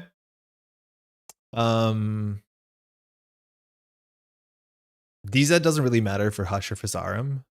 So I'm going to run. I guess if it's a Cloud Eater, we have to choose between the Hush and the Physarum. I think the Physarum is just better. Let's see what happens here. They have to have an agenda in hand, right? Sumac. Okay, that's fine. They still have 18 credits, so they can fast advance Regenesis, then I will Mauled. So I think we can just do DZ. Click for credit. We only can break this so many times, right? Like we only have 3 propellers. I guess we have recursion, but we have to make the runs really count. I'm like terrified of losing the Physarum, but I'm probably a coward. I don't want to show that we have the propeller here. Yeah, I mean, like, I guess we do because of the DZ value, but now they know the Ice HQ again, which maybe is not what we want to do. Like, I hate showing the answer and passing the turn. It's one of the, like, my least favorite plays because now they just put second ice on HQ. Maybe that's fine for us because we're control shape or whatever. But even this doesn't feel good to me. Like, they're not putting threat off the way that the last 2 games are, and I'm still not enjoying myself. I think I need this to be a knick-knack deck, but then I think it's going to make me run too much. But like, our runs here are just single axes. I don't know if I'm excited about that. Okay, now we have to deal with this. Looks like Charlotte LaCosta. This deck needs a Rising Tide. I think this deck would be comfortable for me if it had a Rising Tide, but I'm assuming you don't need a Rising Tide. So the turn we flip RH. How do we get through the Fly Swatter?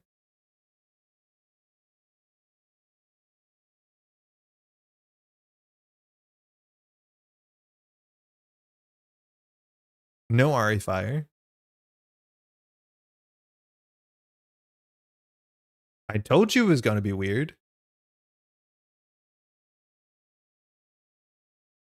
I don't think we trashed this, right?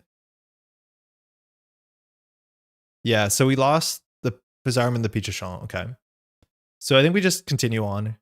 They're definitely on Snare. Okay, we found the Unity, which is good. We found the Urban, which is good. We have to watch out, though. They're definitely trying to hurt us. So we want to fire the DZ this turn, so we could show the Unity and just run archives. Seems fine. We don't get the UAV down, and our money's kind of dried up. Install Wake while Hush is the only card in hand you don't need? Yeah, maybe.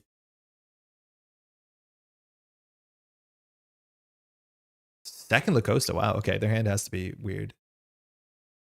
I mean, I still think we can do it. We can just do Echelon Urban Wake.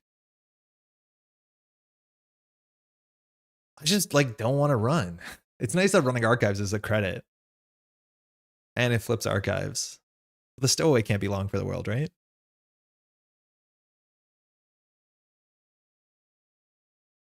We spent 3 infants on a blank Crim card, but we haven't run HQ yet. Relax, we'll get there.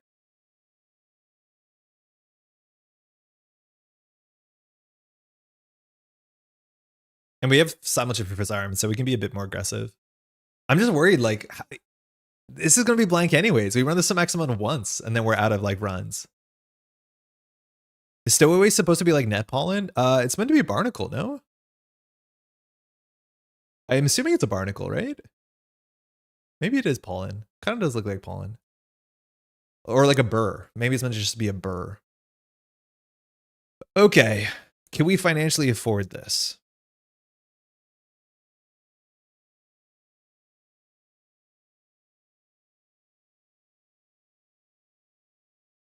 It is Pollen. Okay, that makes sense. I didn't like that turn.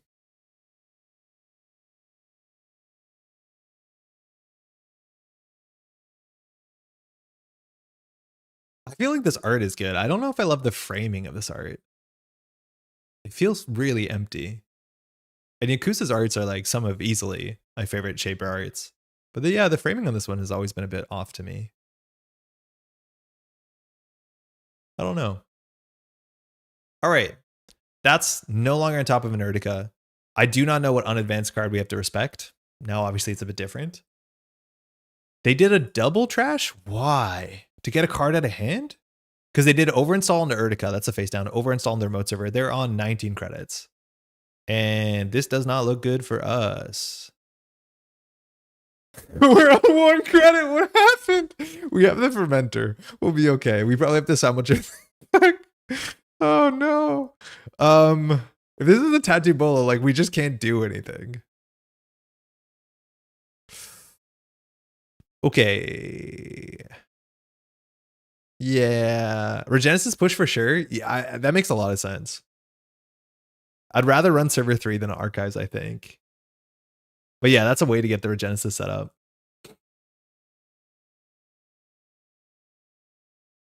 I think we just run this. We have all our breakers, right? If it's a barrier, we can just bounce. If it's a Botu, we need 2 more counters. But we can always just propeller from hand. That'll be fine. So far ahead right now? Yeah. That seems okay. I'm just worried that like this is gonna be a bite. Ivik. For 6. What does this cost to break? 3 counters? Shit. This server is not good for us. This is sandstone all over again. Okay.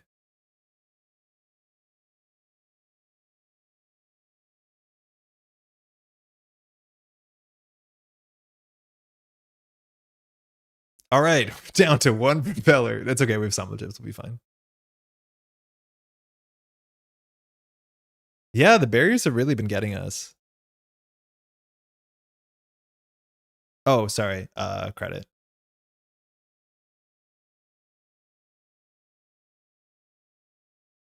Yep, cool.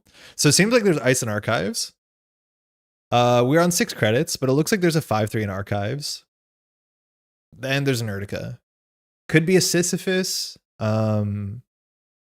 This ice, we can always like bypass.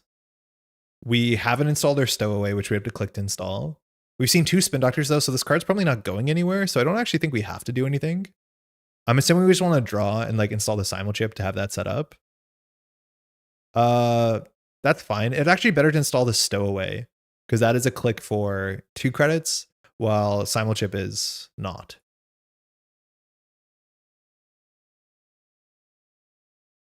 Because we can bounce this and install the lily pad and go from there. Yeah, 5 strength on this is good. Actually, is a pretty legitimate breakpoint. Really frustrating. Yeah, just like all the propellers. Like this remote server we can't run anymore. And like we can't run HQ anymore. Like what's going on today? Now we have to run archives and hope that it's not.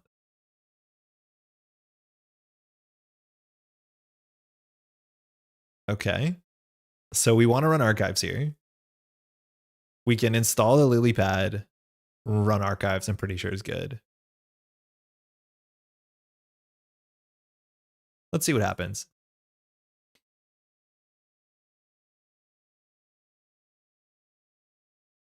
Yeah, that's bad. Okay. So we're gonna break this. That's good. That's more propellers. So we should be fine. We have a lot of propellers.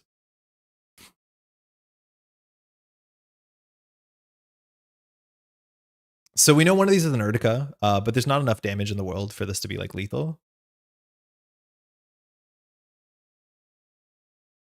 So Arissana is a Stowaway. In theory, the Muse is actually more important in our hand, but we can put this here and get the credits. There should be a Regenesis setup here. Yeah, Urtica and Fuji. So we'll take the Fuji. Hopefully we keep the Muse. Sick. Draw. Urtica doesn't fire in archives? No, I know. I'm just saying like we know what the cards are, so it can't be like, well, if it was double Fuji, we'd win, but I'm just trying to like talk about what we're playing around. Okay, nice. 3rd propeller. Good. Could you imagine? I mean, we used to have cards like that. Okay, Charlotte, which they did advance. We've seen 2 Lacostas. This has 1 good run on HQ, and then we can pressure R&D for 2. I'm really worried about these RLCs. Like, you don't play RLC for no reason. It's a 2 influence card. Maybe you can. I don't know. But it seems like this is doing something. Like, what's it called combo? A Moonpool combo does allow you to Regenesis out. Because no cards. Oh, no, because the red level clearance enters archives. Yeah, I actually don't know what you're doing this. And before measured? Yeah. Yeah, whatever. I mean, that's fine. We're not going to play around it.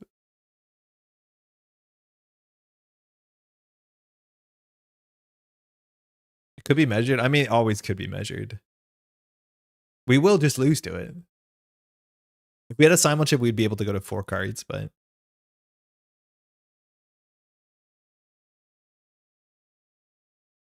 So if they're playing like 3 Fuji, 3 Regenesis, that's like 12 points.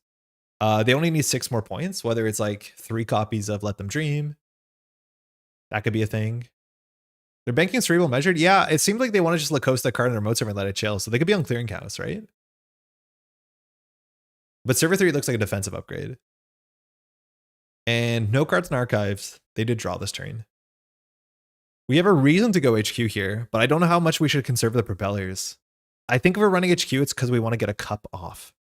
But I don't know how we get a cup off.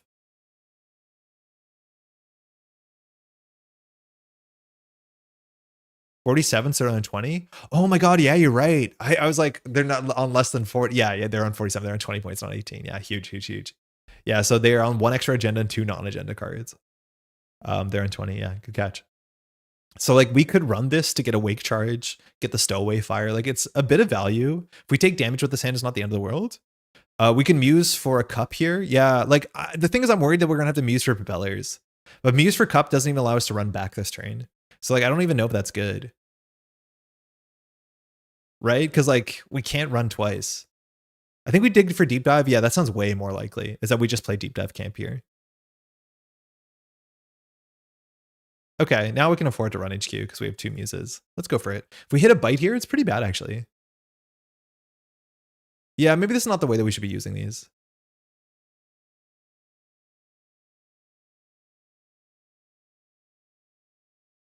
Oh. Okay, well, we found it. This was bad because it ate our DZ trigger, but we have free credits. So we might be able to deep dive next turn. We might.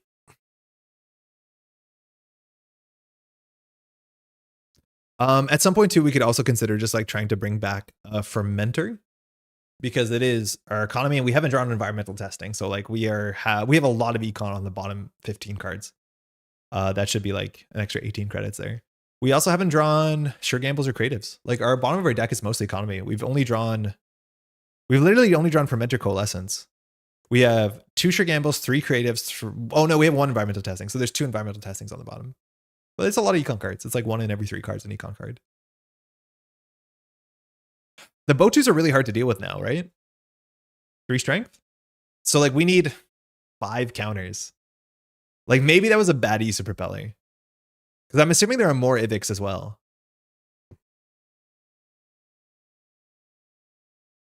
The deck does not cooperate. No, it does not feel smooth. But maybe I'm in a better position than I think I am. You don't spend Wake on the dive turn, right? No, there's no reason to. But like, how do we run this? This could be the white space, or sorry, the fly swatter. I'm thinking it's gonna be Muse prop. Yeah, me too. Which like maybe we can just start with Muse prop and just like hoard the propellers. Needs more poison vial. I mean, that's not the issue. The issue is the strength, right? The strength is the problem. This is where like a Tungsten Tailor goes hard, right? Because we save a counter on one of these. I think I'm actually going to Muse for prop. Start R&D, then decide. There's no shot we can do it this turn with 5 credits. There's no shot. Can RA Muse if needed? Yeah, but I like this already cost us 4 credits. This cost us 1 credit. So then we're committing to do the Stowaway. Like, I don't think we can do it. I think we need to find economy.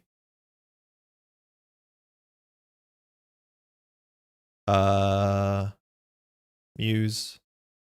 Keep, right? I've never like done this before where I've grabbed a propeller like this.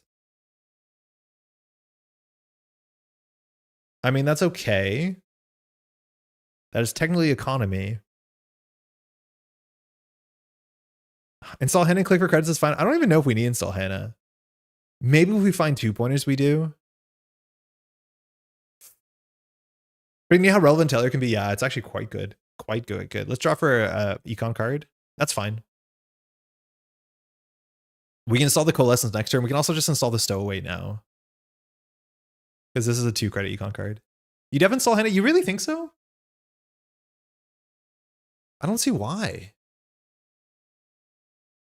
Just to make the deep dive turn so we can't whiff? I mean, we're looking for 2 more Fujis. Maybe they're on Sisyphuses, so maybe we need to steal Sisyphus and a 1-pointer. Yeah, it's probably right. Like, I think we can let them do whatever they want on the remote server for a bit, because like outside of Proprio negation, I don't know what we're scared of.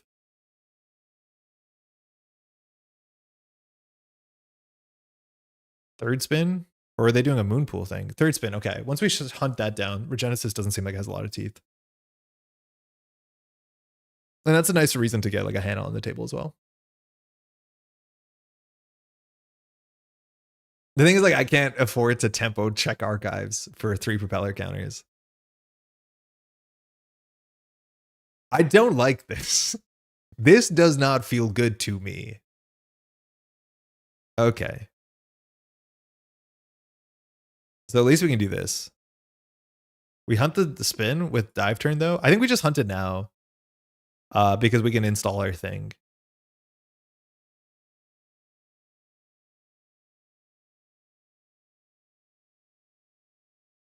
Right, this seems good. We go right now? I don't know if we do. I don't think we have a reason to.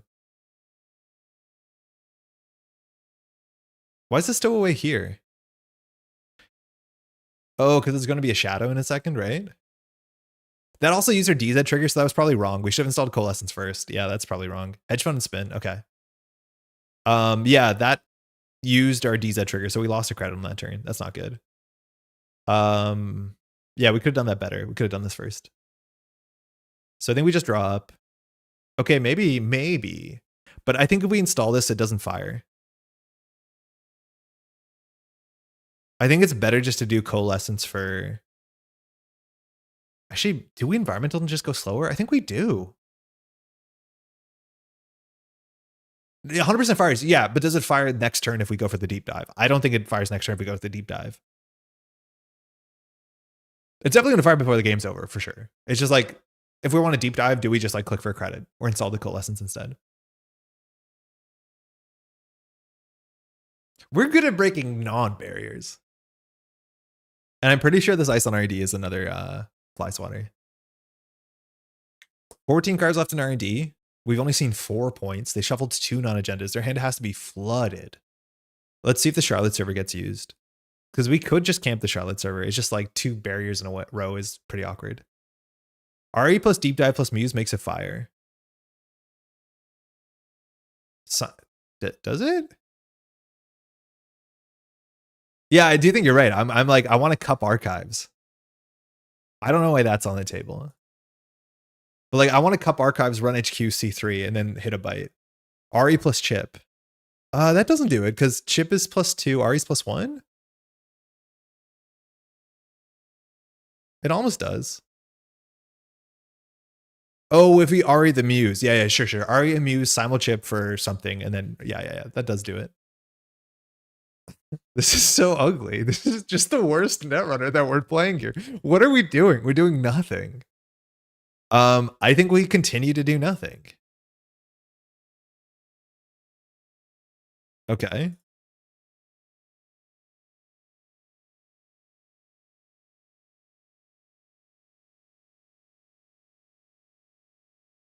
I just clicked Arissana. Shut up.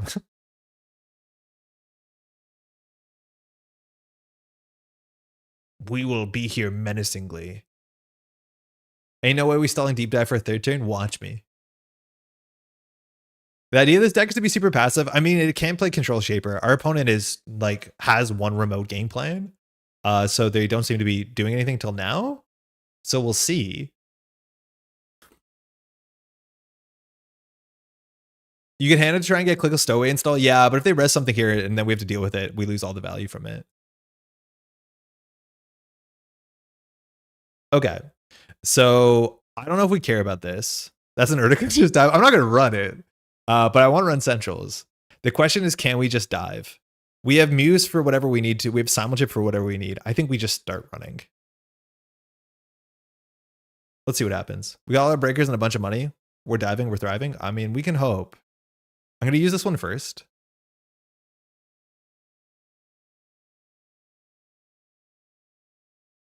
It's more likely I think we lose the deep dive on damage during these runs. R&D first for our unknown info? Yeah, maybe actually. Plutus. That's why they're on RLC. Interesting.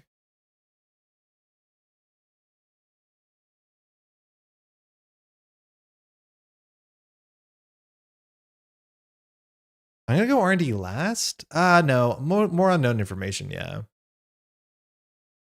we don't need to use the wake here.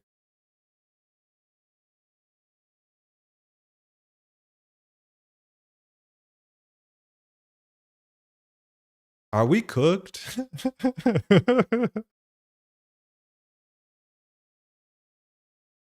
Yeah, Plutus F8's regens. Yeah, because they're moves from game. I mean, if there's enough barriers here, it's so ugly that the split is like this. Yeah, we can chip out a prop and we can Muse out a prop. Like, we'll be okay.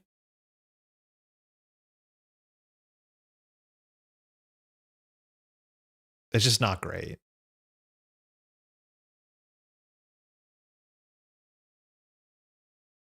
Sick. Okay. Again, we have a 9 credit burst in the tank.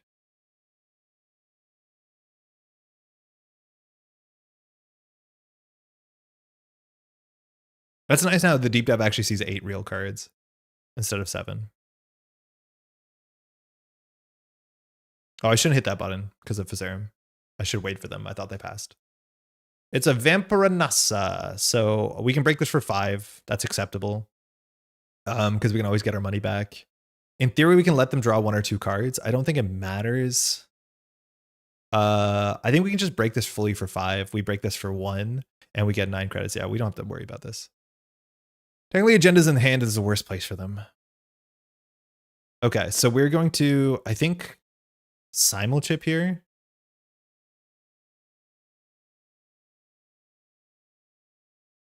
For Muse. From Heat Propeller.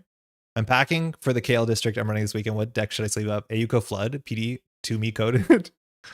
Ayuko seems like it's doing really well. we'll talk about the meta for sure after this. Stow install chip and out of prop. I don't know if we need to. I'm worried about damage, so I'm gonna not install the Stowaway. Like it's fine, but I'd rather like not hit a bite here and have a slightly, or hit a bite and have a slightly less chance of losing the game. I don't think this matters.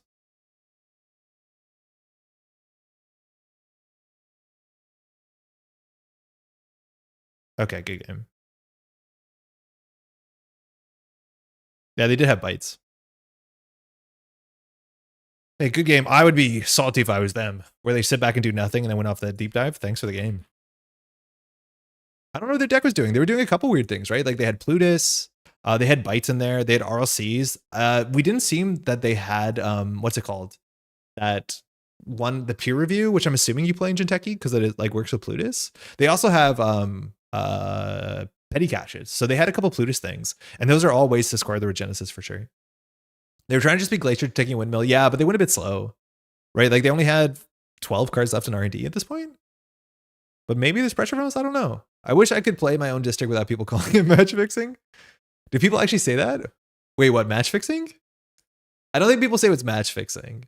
I think it's nice if you can do it to have like a, you know, independent organizer. I'm surprised they didn't jam an agenda like 2 turns ago. Maybe they didn't have it. I'm assuming they did. We didn't see that many agendas in R&D. But I do think they could have jammed. Maybe they're waiting for a defensive upgrade. I don't know. I wish I could play my own district, but I think I would dive out of TO for 40 people and play. Did that for 23 CTK. It was chill, but surely at some point you get cooked to the brain. It's hard. Like I do think you need to respond to people. You get a lot of questions. You got judge calls. Your game now has to be paused and slows down everything. Like I want to be clear. Anyone who organizes and does anything, like whether they play or not, so be it. That's great. But it does help to have an organizer who just organizes for sure. Okay. Let's talk about some new stuff. It's 11 o'clock. We barely got to this, but yeah, this RE deck, I don't think it's for me, but like the first 2 games that were awful, the way that we played, obviously one of them we did a goofy play, which was wrong. And then the second one, we just like botched our install ordering.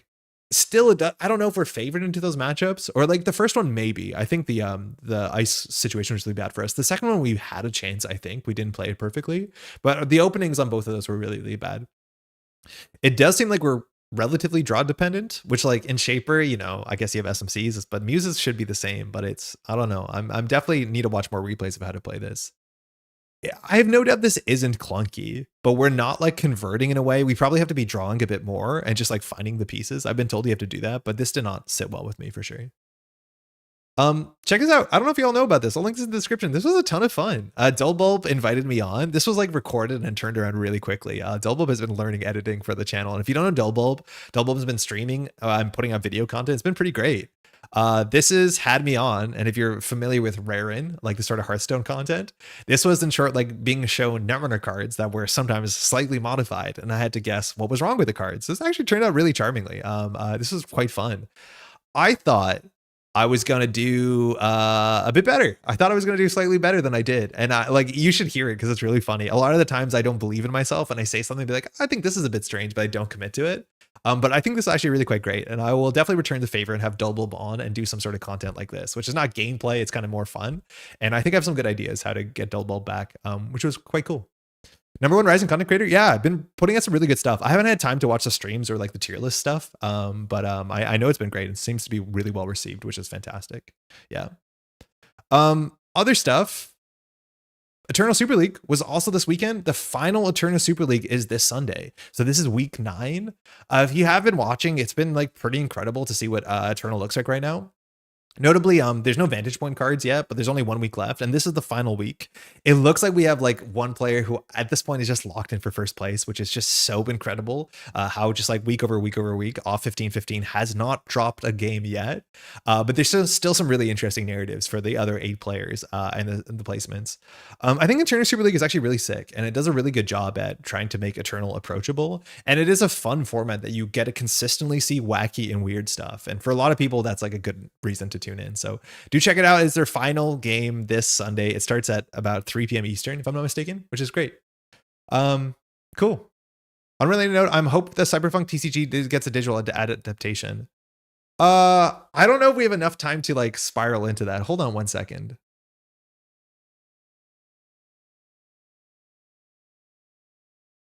Yeah, I've played it. They sent me one of these. I got it in the mail like a month or so ago. That's one of their alpha kits that they sent out to a whole bunch of people. It's a Cyberpunk TCG, which at this point is on Kickstarter, and it has made like $13 million. Yeah, I think this is going to go off on. Oh, so sorry, you're asking it. Thoughts on the Cyberpunk TCG Kickstarter? I've played 4 games of it so far. Sorry, Bill. I think it is maybe one of the least interesting card games I've played in a really long time. It's rough. And I think a big part of why it's so rough is that this kid doesn't actually do a good job at making the game fun. I think this kit, like, understanding this was going to be sent out to card gamers. I don't know. I don't know if they have their game loop down yet. I would highly recommend to watch. They played it on stream, and their stream play was just about as interesting as the game gets. And like the bar was really low. I'm worried about this because it looks like this game is popping off, and it's because it's seems like a lot of people who are getting into it speculatively. I don't think anyone's watching the gameplay videos and thinking, oh, that looks fantastic. I think people like the IP. I think it has shiny dice, and like obviously there's this absurd world that we live in with scarcity and scalping. But I would highly recommend to watch the gameplay video because there is nothing interesting going on, unfortunately. I have played 4 games. I played 2 with Pat this week. I played 2 with my partner, and we've all left it being like, there is nothing in this that's actually particularly interesting. I don't want to like do a huge we can talk about more nuanced if you want, but it's like, yeah, it is a very, very, very simple game. Which is maybe what people want, but it's like simpler than a lot of the other like simple entryway games you can play right now. Honestly, I'm pretty not hot on the Cyberpunk TCG. It feels like it's pretty uninspired rehash of the Bandai TCG system to me. I don't know what that system is, but it's like, it is a game that doesn't have a lot of instant speed effects. I'm not a big stack enjoyer. Actually, I have been enjoying Neuroscape TCG a fair bit recently. We might play that on the channel sometime soon, I hope. But the game has like no things you can really do on your opponent's turn. I played Sorcery this year. Sorcery also is that same system where cards have 1 stat on them. It is their power and it is their strength. And all the cards in this game have the same thing. 1 number, it's their power and the strength, which means if a 5 power card attacks a 5 power card, they trade. If a 5 power card attacks a 6 power card, the 6 power card survives, right? Very simple. But then this game doesn't have multi-blocking. And in fact, cards can't block unless they have blocker written on them. So you end up in these like really, it's like basically playing Magic without the interesting blocking rules where you can assign blockers and multi-block to trade up. And then every character has lifesteal. It is very boring. The whole legend system, I don't know, the whole dice thing. Like if you watch the gameplay that they played on the channel, it's the same thing with this. The game comes with 6 dice or 7 dice. I'm not sure. I think you have 6 dice, and they're all different dices. They're all different dice, excuse me. So like there's a D4 all the way up to a D20. And some decks will care about the numbers you roll on the dice. I can't tell you if that's going to be frustrating. Like one of the decks wants low numbers, one of the decks wants high numbers. But like one of the cards in this, and mind you, this might not be representative of the full game, draws a card if the sum of your dice is like 20 plus or 12 plus. There's a chance your card draw engine is up on turn 1. There's a chance your card draw engine is not up the whole game. That's not really up to your control. There wasn't a lot of dice mitigation effects. But the thing is, like, how much time we spend talking about dice, they really don't matter. They show up on like maybe 3 out of the 27 cards in each of the decks. They're just life points at this point. It's weird. And the game is also only like 7 turns max, which for some people is pretty interesting. But then when you draw like, you know, only 10 cards every game, there's not that many decisions you can make. Like you end up in the same thing like Magic, for better for worse. Like you play your 3 drop, I guess, on turn 3. I don't know. It really, really, really, yeah. The dice made no discernible reason. Yes, it just seems like they want to sell dice, and because it harkens back to the RPG roots. I think they showed off a bit more interactive cards recently, and not much of a turn interactions as of now.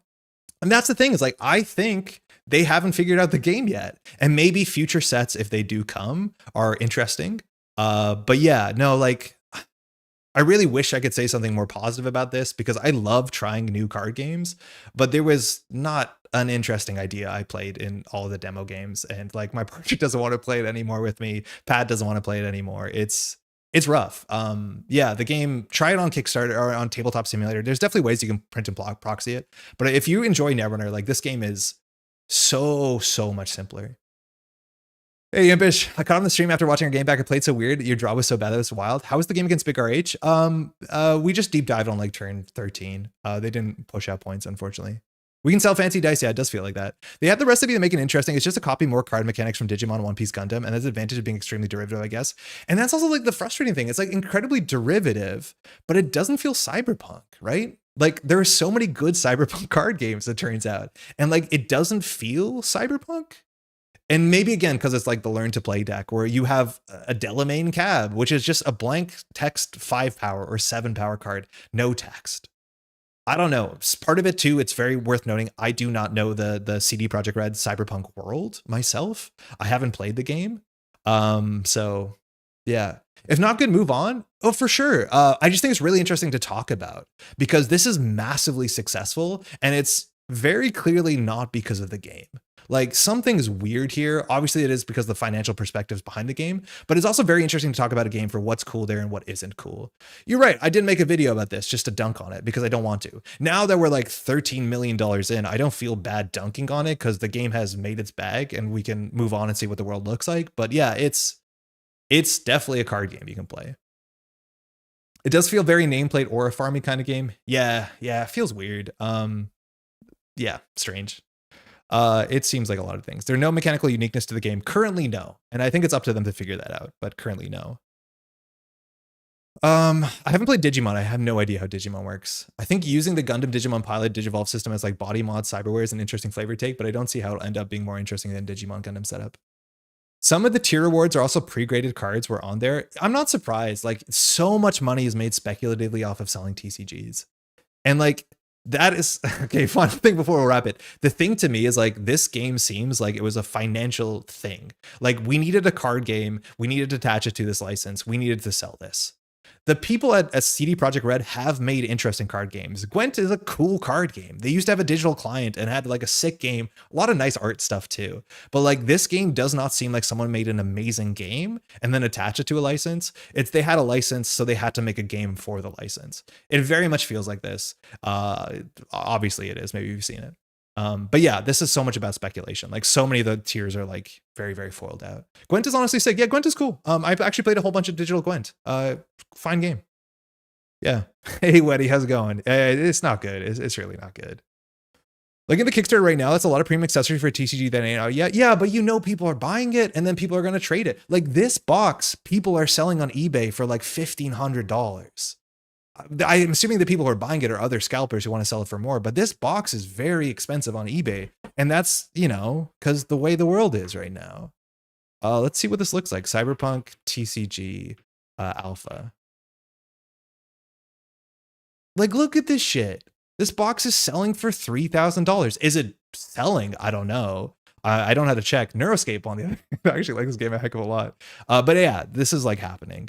You better sell that. I mean, maybe, but like also I don't want to because it feels gross.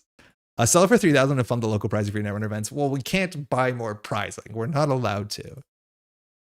That's ridiculous. Yeah, but like this sort of excitement now gets people to buy the thing in the first place. And so the only value of this thing is because people think it has value. It's like, it's so twisted. It's ridiculous.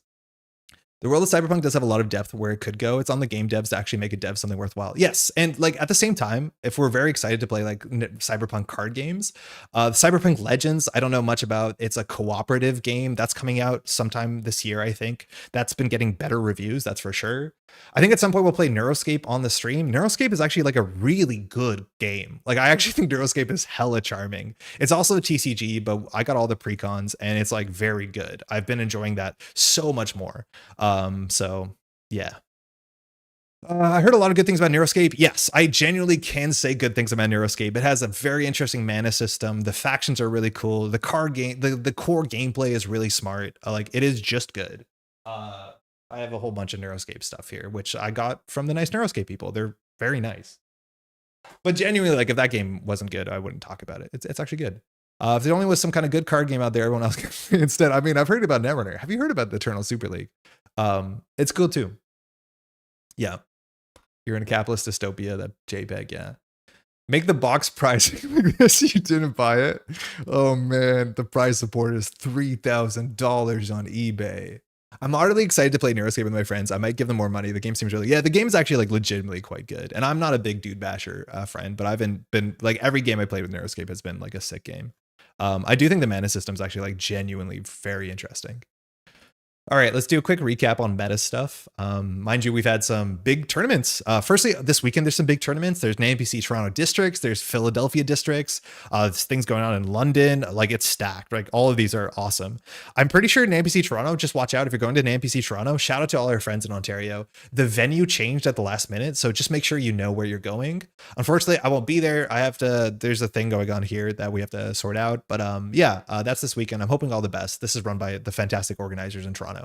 We will have our districts. It'll be up here by next week. It's on the April 25th. That date hasn't changed. We're going to do it all on Saturday. We're looking at a top 8, I think, single elimination, but we'll sort that out. That's coming up quite soon. I've been seeing a lot of Underdome irregulars popping to Crim decks. I mean, Baz is winning big events. It's pretty sick. I got thrashed last weekend at the Apex Showdown. So let's talk about the things that went on this weekend. And there's a lot of things, so we're not going to be covering all of it. I think the ones that I definitely want to shout out are the ones I know a bit more of, but we'll be diving into a couple of these and we'll look at like a meta thing. North Carolina districts this weekend for me. Aurora, good luck, have fun, eh? Hey, where's the Kale district on the upcoming SMH? You should look at the Sebgrass Maker's Eye. I have them open, Lucy. I definitely have them open.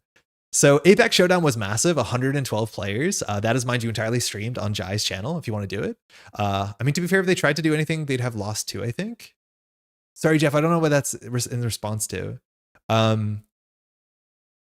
Yeah. Let's just check some of these really quickly. Played out my gourd during Swiss at the Apex Showdown. Lost my thumbs. Were you top of Swiss? I remember seeing your name there at the top cut.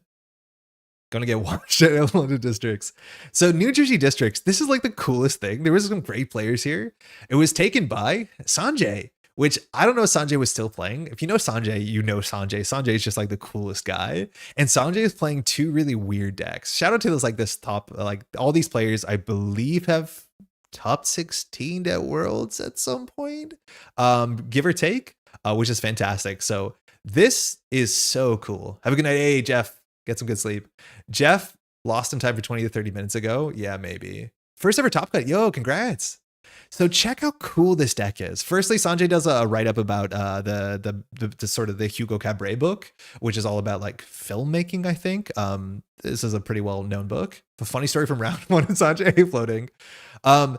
This is a Melee SU deck that is playing tag stuff. So like Orbital and see how they run. And then it's just tempo unleashing all it can. This won the entire event. The top cut was top 4 single elimination, and it's playing Bite, and it's just playing really mean ice. And the idea is that whenever you score out with an El La Costa and just score out one of these agendas that gives a tag, you just last click Unleash. And not only do you get a free busted ice like a tier, it fires a subroutine that is arguably game winning. Either by trashing a card or doing 3 net damage or something like that. This was just ripping people up, which is pretty wild. I don't know how many games this won compared to everything else. It's on 3 Microweb, which mind you, Microweb is also the best Unleash target because you get to resolve a Sentry and a Codegate subroutine, or I guess your choice, but you only fire 1 subroutine, so it's just a bit more flexible. But very, very, very, very weird. And technically the Unleash into the Microweb allows you to fire a rezzed ice subroutine if the Microweb isn't rezzed. It's also Melias, and Melias can do some gross stuff with Bite, that's for sure. But just weird, like very genuinely weird off-meta deck, and it's doing quite well. And with Seamless Launch, it's hard to see these like kill lines. As much as like you can do Orbital Superiority into a tag, or you can do see how they run into a core damage and then do 3 more net damage by firing a Cloud Eater. Gross. I can say that I think it's kind of awful that jamming Bite into an already corp favored meta seems to be the first order optimal. I've seen a lot of very strong Melias decks playing Bite, and just the ability where they run HQ, you know you can add a Bite to HQ or leave a Bite on top of R&D. Yeah, seems good. Unfortunately, seems really quite good.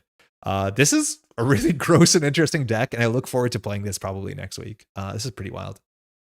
He was 6-0 to me, breaks ice with Boomerang. Then he was about to shovel his entire heap into his stack, and I stopped him from game lossing himself. And he was like, you should have played tier outs.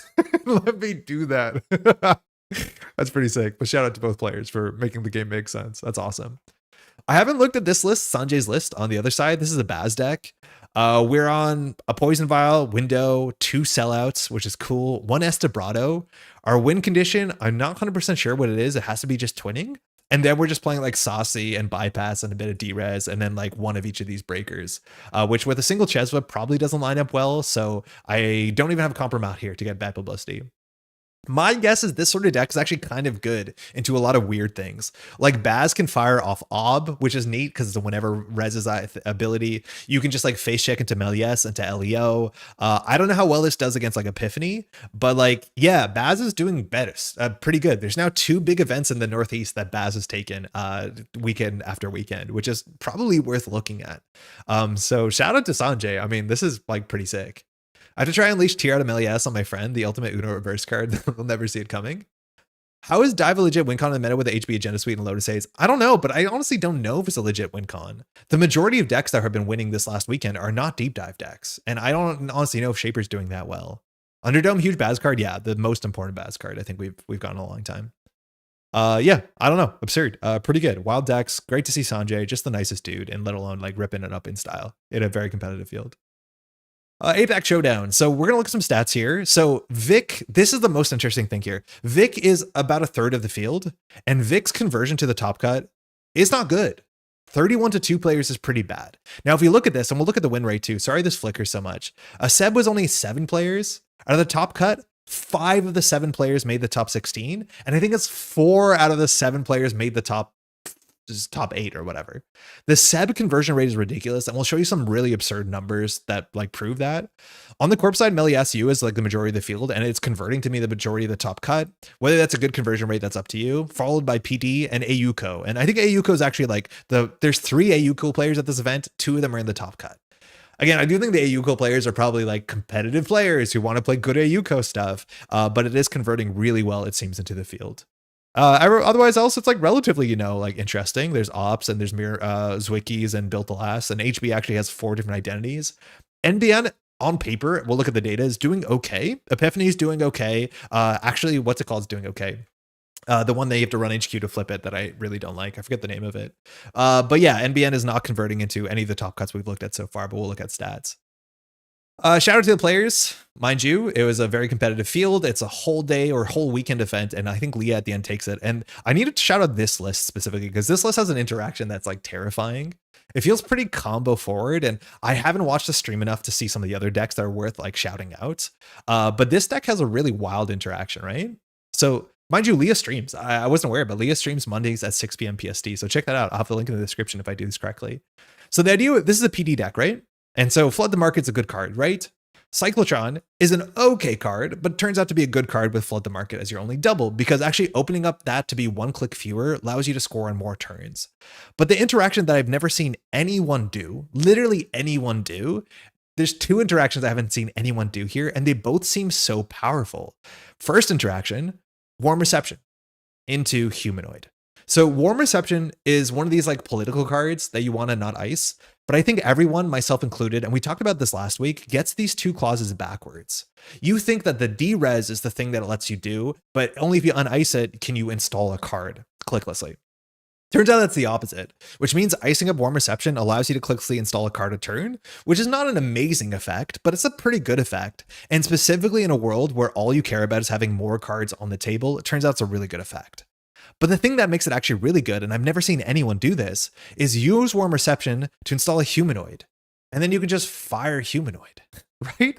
That's already pretty good, right? Like people want to red level clearance this out, but you can just get it to work for yourself. But then the other extra wild thing, which I've never heard anyone talk about, is as long as a Synchrocyclotron was already on the table and rezzed, and that's really important because you have no window to res a card you install with Humanoid. But if Humanoid fires, you can install 2 cards and then play the Flood the Market.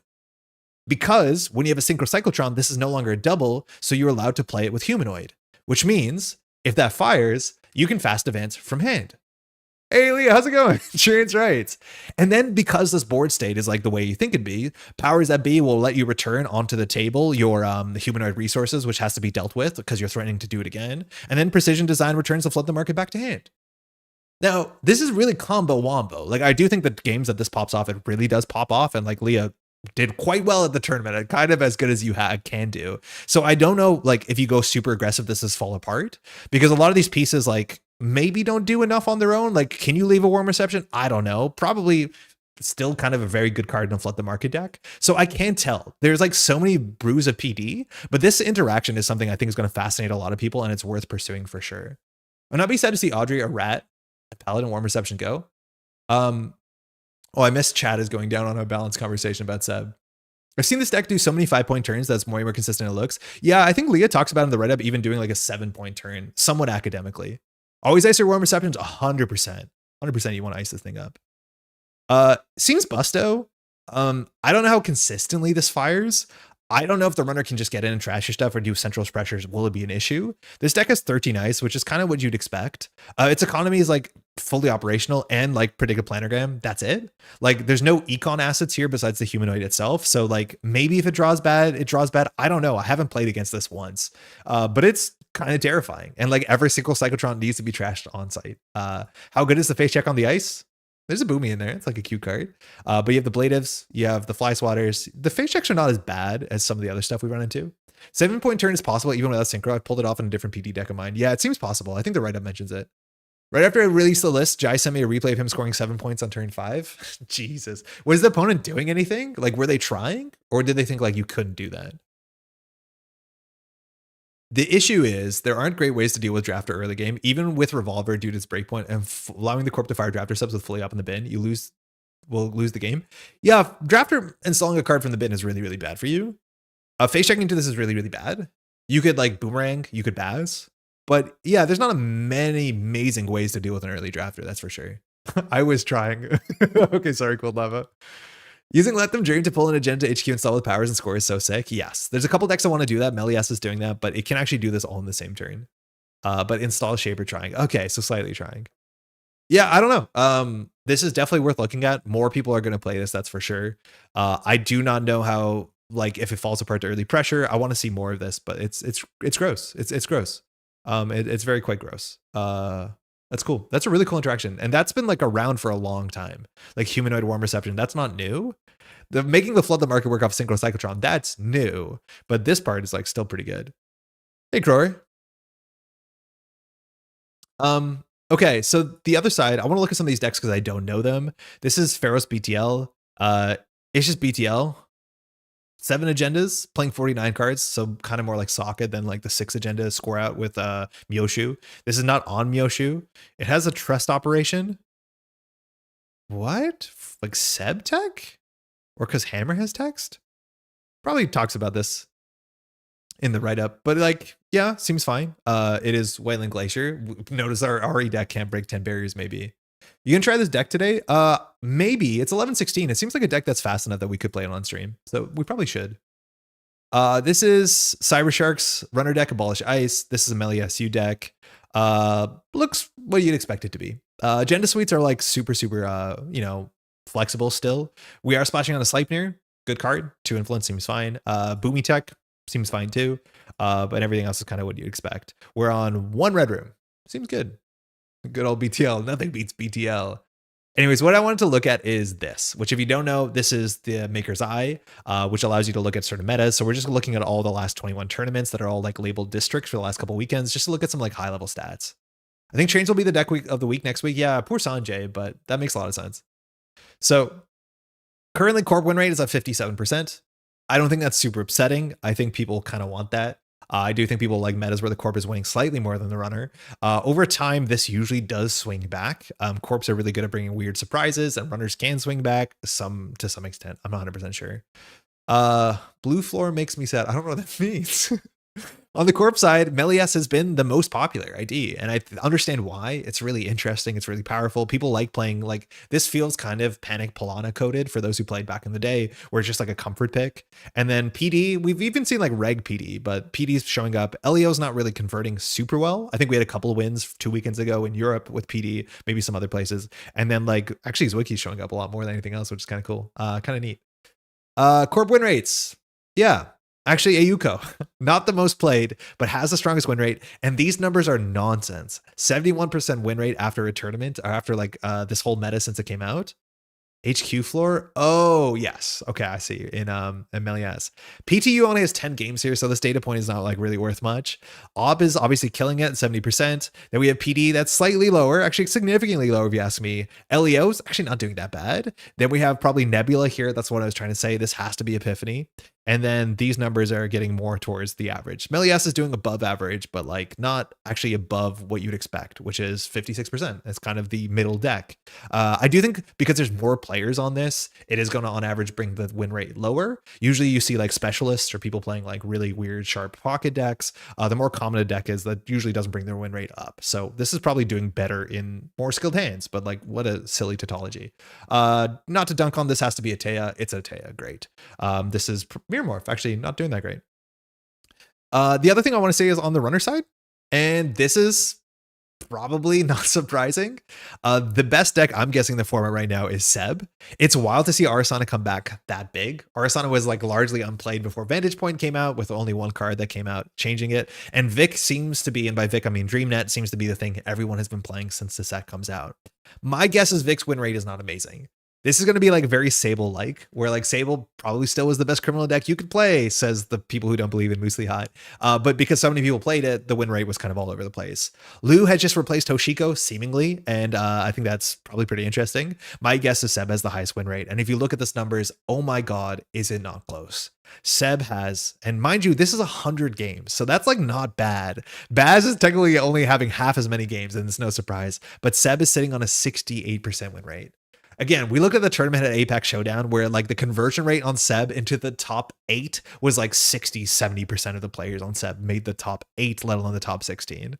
And then everything else that's not Seb and Baz has a minus lower than 50% win rate, which of course when the corp win rate is above 50%, you can't be super surprised about that. But when you look, this has to be Vic. Yeah, 42%. I guess it says on the bottom. And then everyone else is doing some weird thing going down from there. And Topon, just the back of the pack for sure. Seb is wild, but I think generally experienced players pick up Seb. He's definitely a little biased. Yeah, 100%. Because like the only people playing Seb are people who are playing Seb in the last meta. I don't know people who are picking up Seb for this meta when there's new cards to explore. And so the Seb players who just got the new Tungsten Taylor, which seems pretty impactful, let alone they can now destroy Ice into Melias and like have a hopefully a reasonable matchup. They're killing it. Like this data point, I like learn Seb, generally learn Seb. And that's the most frustrating thing is like, there's not that many Sebs in the field. So like teching into Seb, you're probably more like teching into Anarch in general, but like you're going to play against a Seb player in the top cut. You're just not likely to play a Seb player in the Swiss all the time, which is weird. 92% win rate for Seb in the Showdown Swiss, by the way. I wish I was making this up. Oh, I heard that stat. That's really, really bad. I picked up Seb in this meta because they killed my wife Sable. That's the beginning of the John Wick story, I think. So, I mean, that's an interesting narrative. They make a lot of sequels for that. That's cool. This has to be the Seb win rate. Yeah. So opposite side win rate's really high. That's really good. That means that you're playing harder matchups because your corp is winning and then you're doing good on both sides. This is just absurd. Just absurd. That 8% win rate, by the way, was someone who picked it up like 4 days prior. I mean, it feels like we're roasting them, but what the heck is this? 100% win rate for Arissana. Okay. That's wild, but there's only 4 games. So who cares? If you look at Melias here, yeah, I'm assuming the best win rate is Lou. Huh? There's not enough statistics to have a sub channel here, but it does look like Criminal is just struggling to Melias. Shaper's meant to be doing best, but it looks like Anarch is doing the best. I don't know why that is. I'm assuming that Lou is playing Ice Destruction. I don't honestly know what the Lou decks are doing. I think they're just mulch with Ice Destruction. But yeah, pretty wild. Anyways, Swicky losing the Shaper, but nothing else. This was self-roasting. Yeah, anyways, the numbers are wild. Like, look at some of the decks. They're published. They're interesting. But the meta is definitely strange. I don't think this is any cause for alarm. Like, we're very early on. People can adapt to things. But, like, some of the narratives you saw from the last weekend were buck wild. Change the runner. It's a setting. Oh, I guess we can't. Oh, yeah, you're right. I guess we can just force it. So let's add Seb to that. Yeah, okay. It's good. Turns out it's good. So I think these are the most by play count, right? And like Essa's not even performing particularly well. I think Essa to Melias is like a hard matchup because you have to run archives, and if you run archives, they put it on archives. Like Essa's not always good at running 2 servers, so that's wild. Lure split between Reg and Ice Destruction. Yeah, I know there's a lot of like Hoshiko expats that are just like playing it in a Lou and playing Tungsten Taylor and doing everything. Yeah, so that's pretty wild. Let's throw Baz on this list too. I'm assuming the Baz win rate's pretty good. Yeah, Baz is probably the best criminal into Melias. And like, yeah, if your ice matters, that makes sense, as much as there's very little data for Baz. Anywho, wild. Hopefully we're watching some Netrunner. Again, you can watch the, what's it called? I haven't seen Paper Play streams for a while. I know I'm running a district next month. I'll be filming it and editing some gameplay. Hopefully I'll have time for that in my life. But like, we're not gonna be live streaming it, but I miss seeing Paper Play.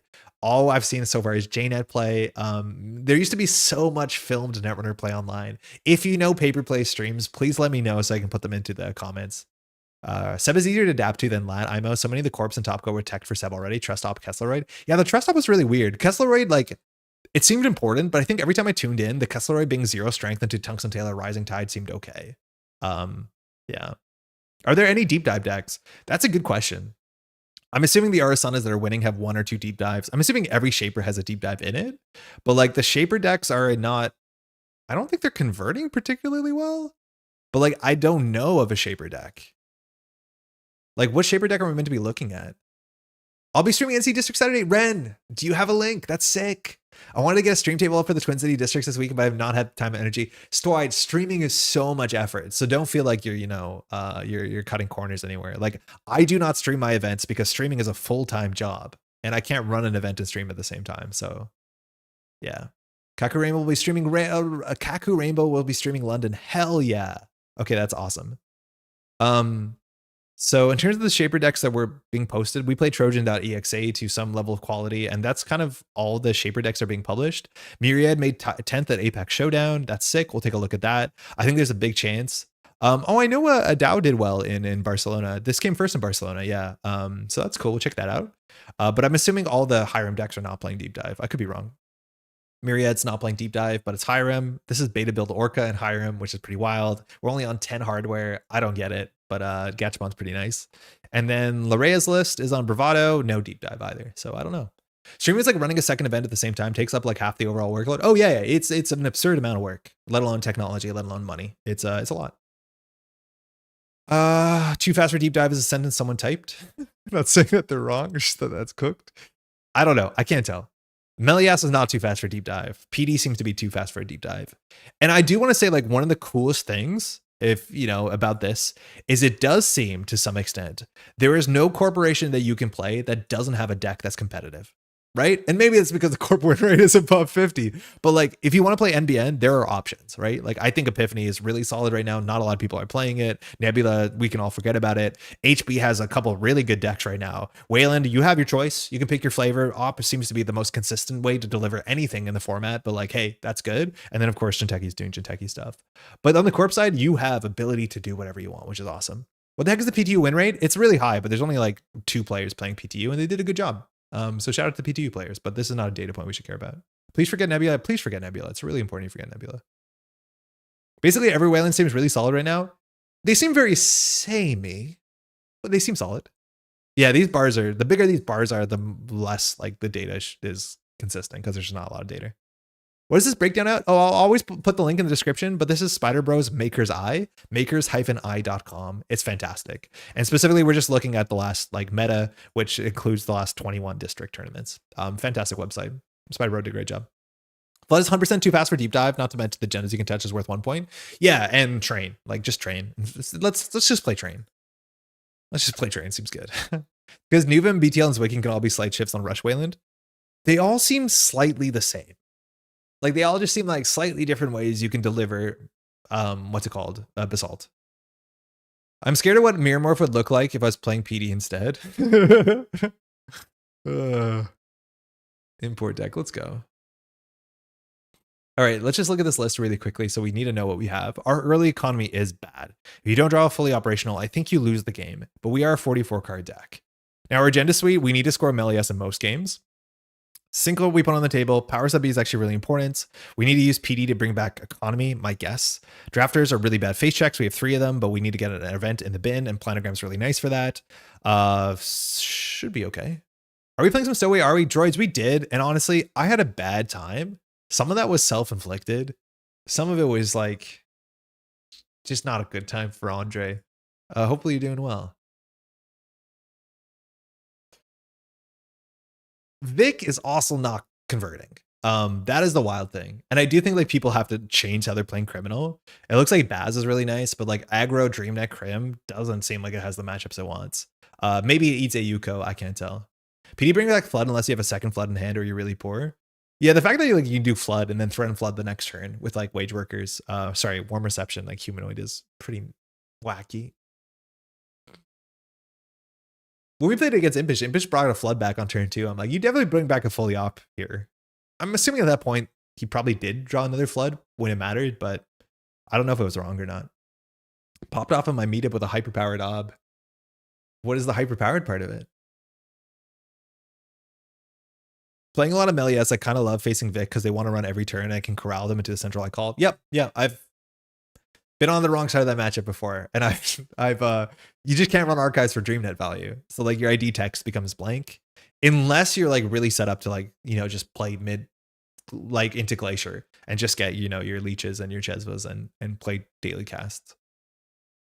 Flooding off-world nets you 4 credits, which is wild. And a PD ability. It's absurd. Too real to be. This is a smurf and a half. All right, it's Vic. Okay. We have no ice. Thanks, you too. We have 14 ice. We can easily get an ice off the top, but we kind of want a 2 ice start. Double Humanoid's not bad. Start playing Az because of Melias. I'm assuming Baz will be better than Az. It's a wild guess that the next ban list will include fully operational. I'd be really surprised if it does, because then this deck really loses a lot. And I don't know if you have to do that. That's better. Okay. So we can do it. We can do the Warm Reception behind the Sleipnir. We can ice HQ. In theory, we want a better ice on HQ. I don't want to res a Boomy soon. If we get transferred, it's pretty bad. We have no economy plays here unless we draw our planogram. My evaluation of this matchup is that it's slightly corp favored. This is one of the scarier matchups, I'm assuming. I think we need this on HQ, but Boomy on the remote server is pretty bad.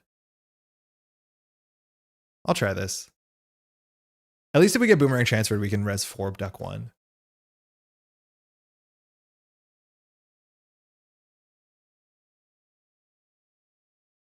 Resing this is not super useful because if you steal here, you just bounce the ice anyways, and then we lost a credit. Last click will do it.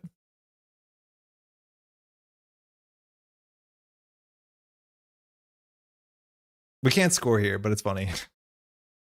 So the top card is, I think we just fire it anyways, right? Like we don't have a playable event, but this gives us things to do. Bad. It's not good. So flood the market.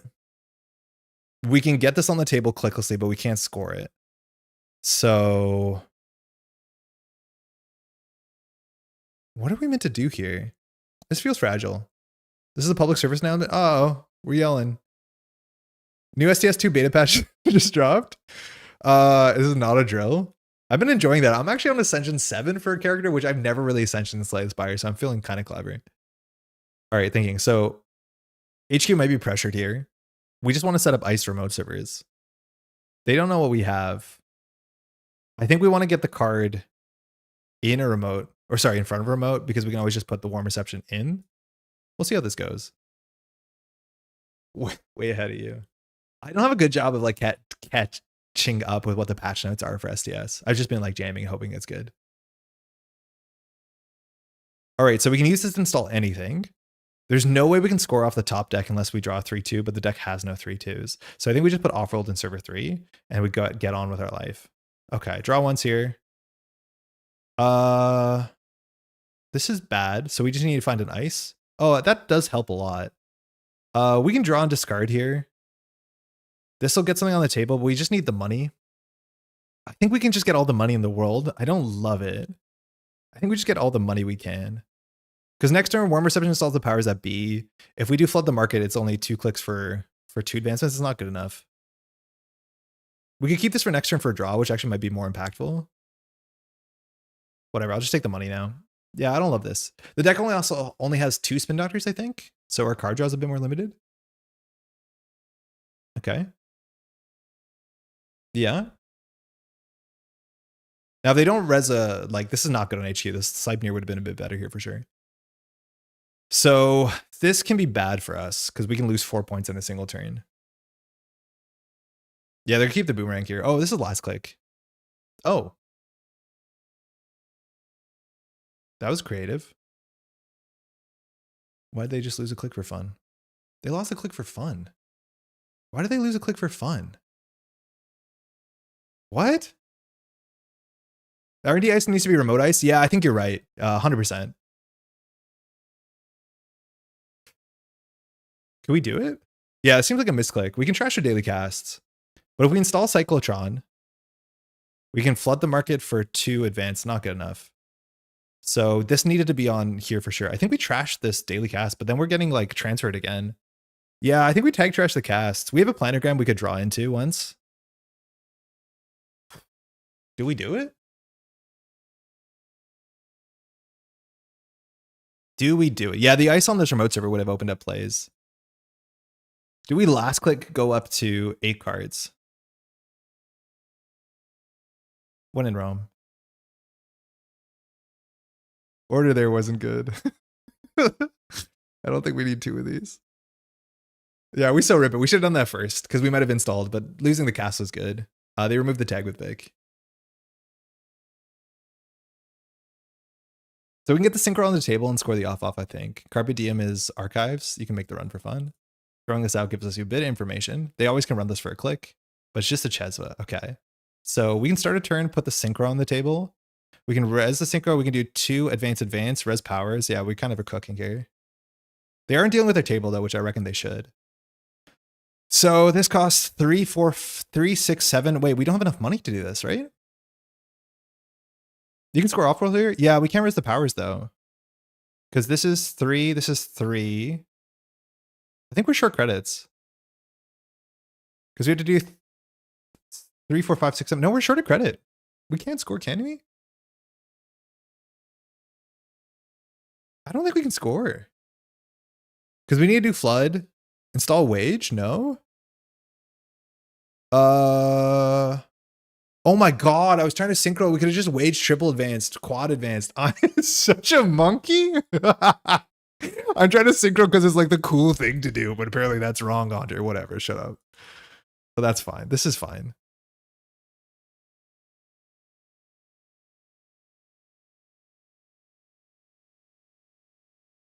Now we're proper flooded.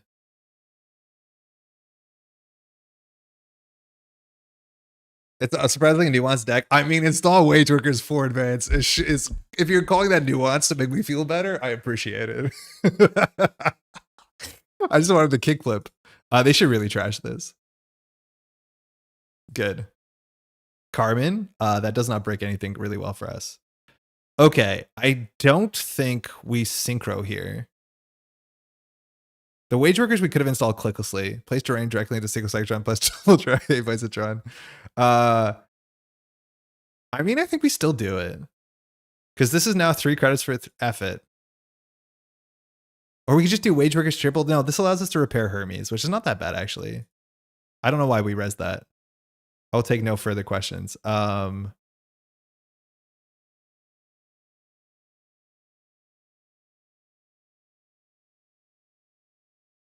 Oh, we lost a spin doctor. Yeah, right. You can quad advance, take back flop. What got bounced? What got bounced? The wage workers? Oh, fine. Do we think they can deal with Scatterfield? I don't think we care.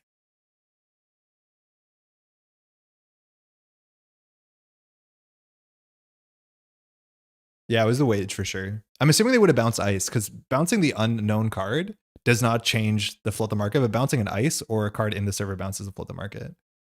I think that was a weird bounce. Yeah, but they're like not putting any pressure. They're down to 1 credit. Install the Mystic. They're on Scrounge. Like, yeah, we're in a really good spot. Like, we can install agendas on the table. I don't think they're going to check it. Yeah, the Mystic is quite ambitious. Like, we just keep doing this. But, like, they need to interact with us.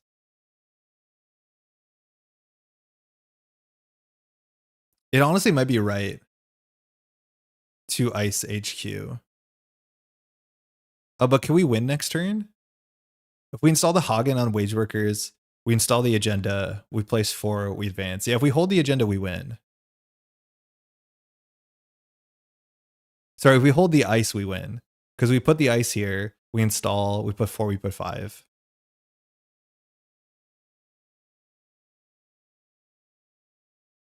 So either we put this in a new remote or server 3. I think I'd rather keep them busy.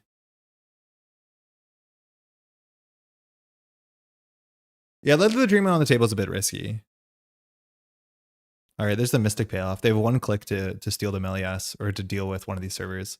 We don't actually have to res anything here, right? Oh no, we have to res the wage workers. Because if this gets bounced, which is unlikely because we know where most of the agendas are, but if this gets bounced, I know if ice gets bounced anyways, we can't do it. All right, that should be game.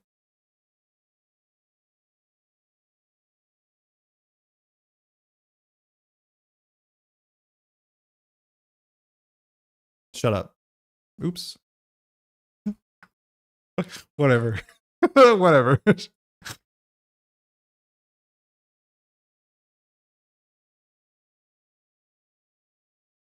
And we have a clicked up. I messed up to beans A. Thanks for the game. Yeah, they needed to deal with our board. They didn't run into all their stuff. Our money's like kind of tight, but obviously like that's pretty wild. But like they needed to deal with this stuff.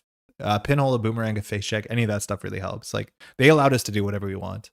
But yeah, that's what you're meant to be doing. It's just keep bringing the Electro Dream back for sure. I don't know how Boomy and a boomerang. Oh yeah, you clicked through that. Yeah, that was a bit strange. Yeah, they clicked through this. They didn't have to. They would have kept the daily cats, which really would have mattered. We probably should have said something, honestly. I don't know why we didn't. But we should have said, like, you didn't have to do that. There's no reason for them to click through this when they can boomerang through both, and then they lost the daily cast to that. If they just cleared the tag, like the daily cast, I mean, with Vic, they cleared for cheap. I don't know if money mattered, but 9 credits of margin ain't the tightest. I mean, it's tighter than you think. Like, they should have just been running HQ through the Boomy and just taking core damage. That's how we lose. I do think HQ pressure is really, really important. You'd be surprised how little pressure runners can put on before turn 7. I know, but like they should sweep HQ for sure. They should. They lose if we have it in HQ, and we're like putting on the table all our non-agenda cards. Vic can't break your ice very cheaply. Yeah, I think the problem is we put the Sleipnir on the remote and we put the thing on HQ. If we had a real end the run ice on HQ, I would have felt way better. But like I do think our opponent probably was in lethal pretty quickly. Maybe they didn't see the line where we can score 5, but score 3 points, but they probably should have just sent it HQ there. One more time. Yeah, totally. Vampire looking nice into the matchup. Yeah, I wonder. All right, this seems fine. We don't have a lot of like tempo assets we want to start the game with, so like I'm okay with a Spin Doctor and a Powers. Them trashing the Powers is really important. Audrey decks eat this deck alive, but that's because Audrey can break ice for free. Yes. I do think you can maybe tech into it a bit, but I think Audrey Ice being a bad matchup is probably not the spot you want to be in. Okay, so Drafter doesn't really have teeth. I think we can start with a Spin Doctor. If we show what it is, it probably doesn't get contested. But I could see us just doing double ice. And then if they run into this, we can res the Spin Doctor to get more options. Drafter on our HQ is good. Carpe Diem R&D, okay. Just cards, just touches. 3 real, 3 Beal. Hey, 1 point. Let's go. That's a Hermes trigger. And we didn't want to draw that. This is actually sick for us. This card's so good. Ripping down the Carmen, like, I don't know if that's that great in the matchup because you don't want to break a Drafter for 4. And running this last click is like probably going to be wrong because there's 6 points in the deck that can't touch. We could Spin Doctor to break lock here. I don't know if it's super important. I mean, we have the fully up for that. That seems good. Why does hitting a 1-pointer feel better than hitting a Let Them Dream? Because the 1-pointer had text that they built their deck around. This is just annoying. I don't think we can res the Hagen. In fact, we can't res a lot. I wonder if this is... Yeah, taking singles against the deck. Like, I think taking singles in Netrunner as of like this last 2 weeks has been bad. Because Let Them Dream means this deck has 15 points in it that you can interact with. Like, you can't win off singles super easily. You have to make smart runs. We could put the fully up on the table or the powers. Here, we can't res all this ice, but I don't think it actually matters. We just need this to survive. We need 3 credits.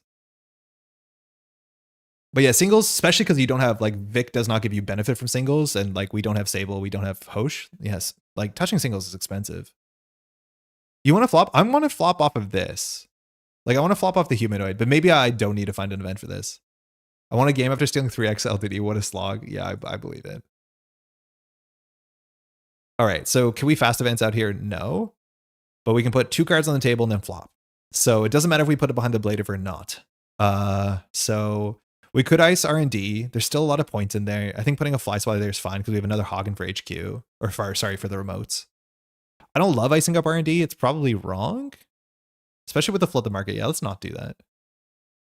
But here's where they should run HQ. Like, this is the turn to run HQ, I think. Draw 2. Warm Reception would have been a way better install than Wage, but we didn't have it. And I think we'll just get all the money in the world. Oh, I just almost fell out the chair. Icing R&D, probably wrong until you ice flooded. Yeah. Or until they're presenting Hermes. But yeah, I think I learned that from the last game. Icing R&D was like very, very incorrect. All right, Chezva. If they don't use that, the turn feels bad. Last click run is very not amazing. There's 6 points in the deck you can't interact with. That's a third of the points. Trashing Warm Reception from the top. At least it's Chezva free, but now we can draw maybe something better. I don't know what something better would be. Okay, triple install turn. I'm assuming with Wage Workers. Maybe this is a check we can't afford to cash. But we can res Wage Workers triple install. I don't love doing it. You're stealing LTD off the top gives the corp another asset. Exactly, yeah. Now we draw a card that we actually want. I think we just do the triple install here. I don't love doing it. I think we can just put the off roll on the table. Like, FA off. Can we? Do not get lost in the sauce. I'm cooking. Wage triple instead of off Lamau. Wait, what? Duckland, how's it going? Good luck on the weekend. Wait, how do we score this? Why am I... Can Andre score an off-rolled office? Install... No, we can't score it. I think we just install 3, right? Install flood? It doesn't work. Install flood doesn't work. You can't do that. You're tricking me. Oh, shut up. It works.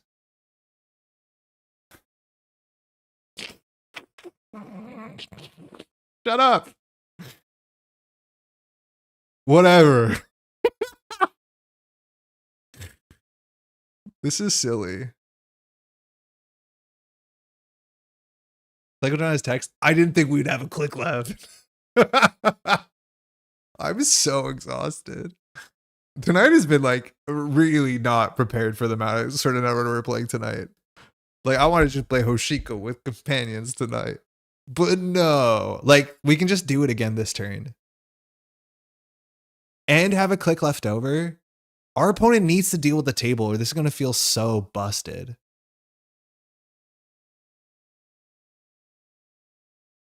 Oh no. They didn't deal with their table.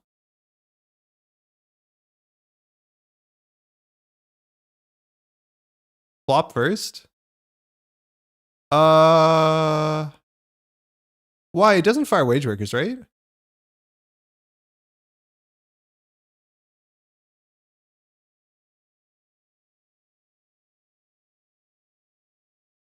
Right? 3 installs in Flood? I don't think we have 3 installs. Oh, we had 3 installs there. Oh, because you think I want to fully op now. Yeah, you're right. Yeah, we probably should have fully off first. Yeah, we could have done it first and just filled our hand up. Yeah, that's fine. We'll be okay though. Oh shit. Iru. That's fine.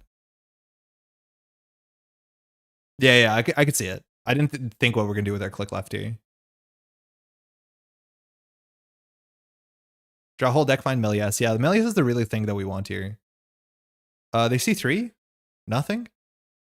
That's not good for us.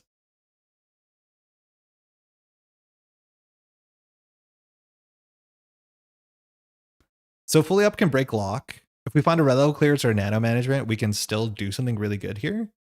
So I think we start with the fully op. Simple as that. My phone adds that. Like, okay, so there's a couple lines here. We can either put down the warm reception and fully up a bit harder, but I think there's actually a world that we play 3 operations in the same turn. If we find a red level clearance or nano management, we can score here. So I think I'm going to do that because we know the next 2 cards are not agendas, so they could be operations. I'm just going to do it. No. No. We can still score this, though. We'll be at 9 cards. We install, we go to 8. We play that 7, we go to 6. Yeah, seems fine. So they can see 2 more cards, but like...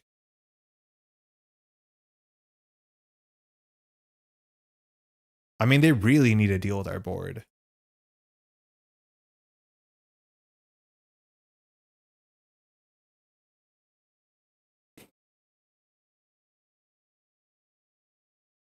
Yeah, that is goofy. Like, straight goofy that we drew that many cards and still fast advance out and got 7 credits and drew our best card from archives. Game is unwinnable now? I mean, no, they could steal 2 Melias and then...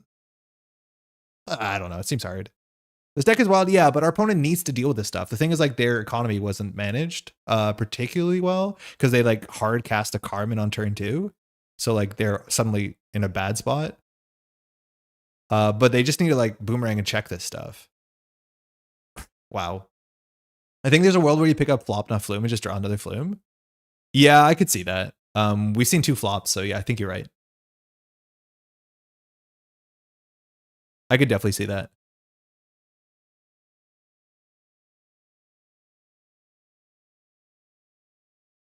I think it's likely we're just going to do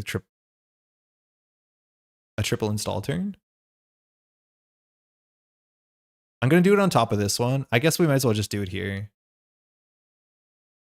GG. No, I don't think so. Oh, okay. Oh, GG. Jeez. Yeah, that was fast. Yeah, that just ripped along. Consider spin crack. Yeah, that might have been fine. Yeah, for sure. Yeah, I think they really have to kind of charge this stuff. It was humming, yeah. I think, yeah. I don't want to tell them that, like, I think you need to run this stuff, but they definitely need to run this stuff. Yeah, we're gonna ice archives that turn. We're probably you're been no, this was on NRDB. Leo won the 8-back showdown. Just this weekend. Yeah, you too. Thanks for the games. They're quite nice. Let's do one more. That's fast. It's 11:51 and I'm already exhausted, but I think we can do one more. They were nice. Yeah, you have to challenge this stuff. You definitely need to run this stuff. Corp. Create. Go. How's the streaming being, Leah? I haven't been able to drop in. It's weird that at this point I find Twitch streaming harder to like discover. I think that's a really big thing. Is that on Twitch? I'm not on Twitch a lot, so I don't get the discovery. On YouTube, I think I would have stumbled into it. Okay, Seb, 47 cards. It's been fun. Hey, good to hear. Thanks, you too. Even just forcing ice reses can really pressure their Corbicon? Yeah, for sure. Okay, against Seb, we have HQ pressure for transfer. There's archives pressure because of Praxis. I watched Audible play a similar list and just got bodied by Seb. Yeah, I could see it happening. Speed Racer, if I'm not mistaken, was playing Seb this weekend. I don't like this hand. I need to set up restreaming bot to get myself on YouTube, more on YouTube. Yeah. You're technically allowed to do it on Twitch to restream. Yes, as long as you don't monetize, you are. You need a good play and good draws to win against Seb. I haven't played against Seb in this meta so far. So our priorities are don't get doofed, or transferred, sorry. So we need to get this on HQ. We probably do just to open with the Spin Doctor to get some more options. Okay, so I'm gonna put the Scatter Field on HQ. 4 strength seems good. Also, like, eventually the Blade doesn't do enough. We can ice the Spin Doctor if we want to. In theory, we need ice cards, but I need us to push the Humanoid, I think, in the next turn. So we could just click for credit here, but I do think it's important we get cards on the table.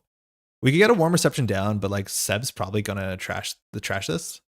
Most of my followers are on Twitch at this point. Sure, I hear you. And that was the same for this channel too. But it's like once you're on YouTube, you start getting recommended to people who are looking up Netrunner, which Twitch does not do that.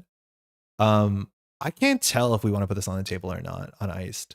Like maybe Seb has more stuff to do. This is obviously a very good card for us. But if it gets a humanoid off, like we're kind of laughing. I guarantee YouTube will overtake that if you just start streaming on YouTube. Yeah, I agree. It will overtake it. So if you people on Twitch to search for a game, yes, it's very, very bad at recommending new streamers to you. Oh, that's ambitious.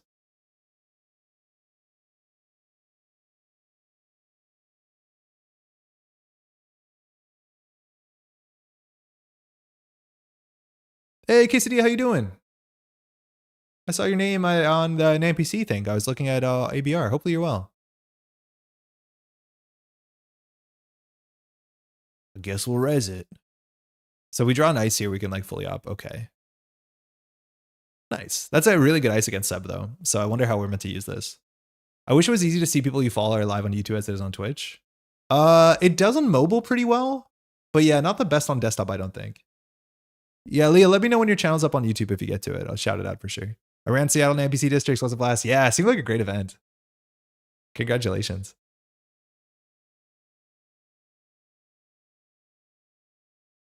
All right, we don't have an operation yet. Just take some money.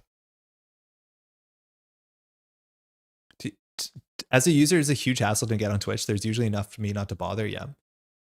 Lagu. Okay, cool. So we can res this.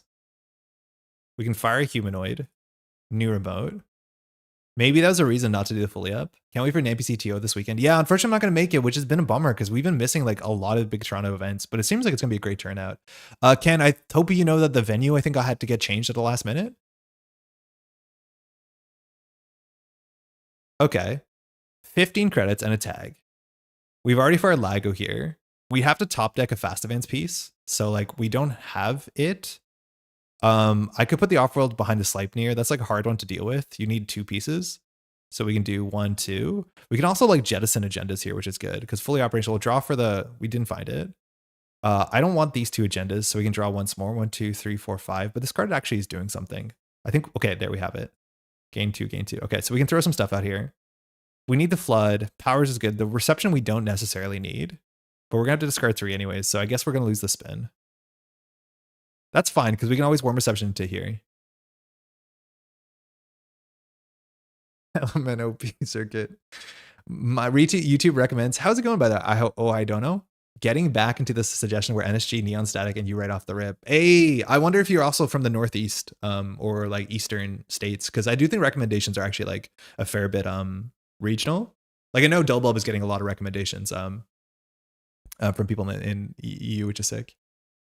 NSG, Metropole Grid, Neon Static, Synchronicity, Dull Bulb, breaking up Bisotron, Leah Dahlia, Soon, Gyroscope Axu, NRYT are doing great now. Yeah, there's some really good content. I want to see more paper play though. And I know I'm part of the problem.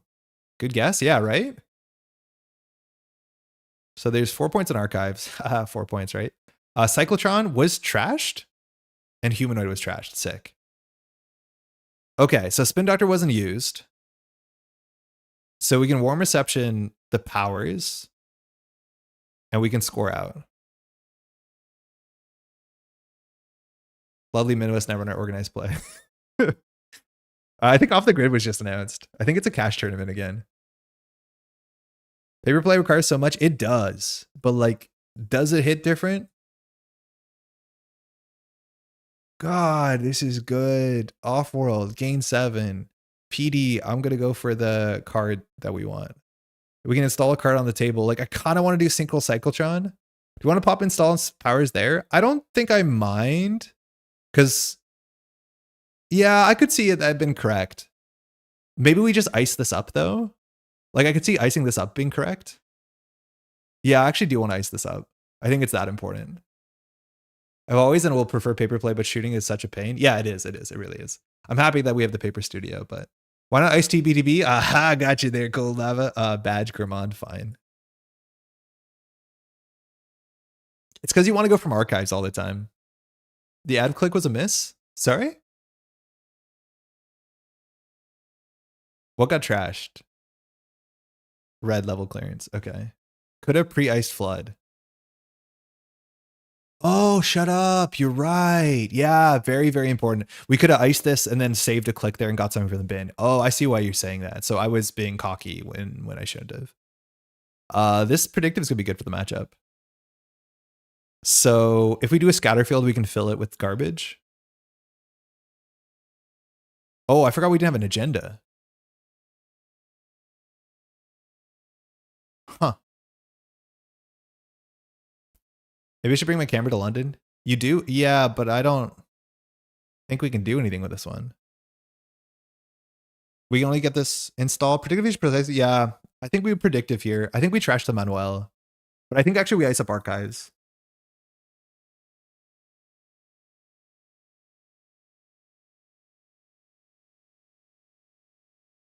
I think I put this in server 4 and I think I ice up archives.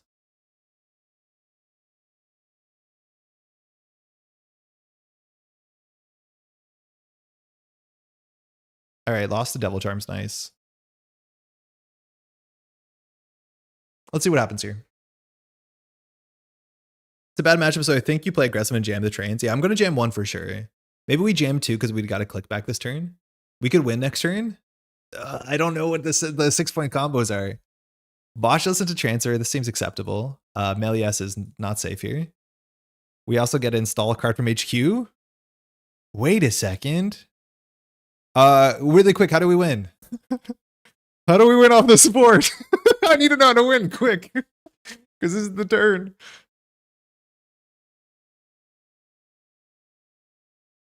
We can win here, right? We just do... Oh, hold on. Flood? It's too many clicks. Yeah, we need a Cyclotron.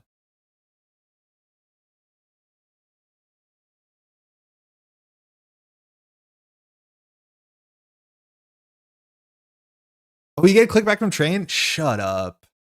This is silly. This is straight nonsense.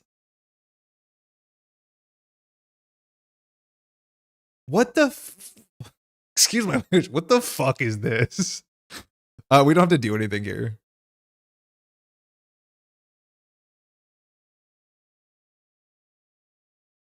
What the heck is this?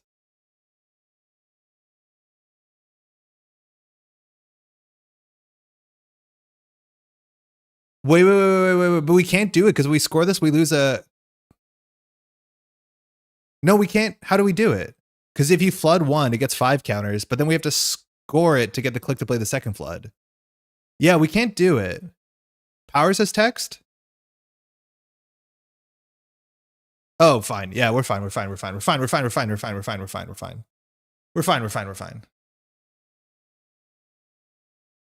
I'm so tired. Please don't. Install the drafter? Oh yeah, we also can just install the drafter. We have like 17 different ways to do it. Yeah, this also works.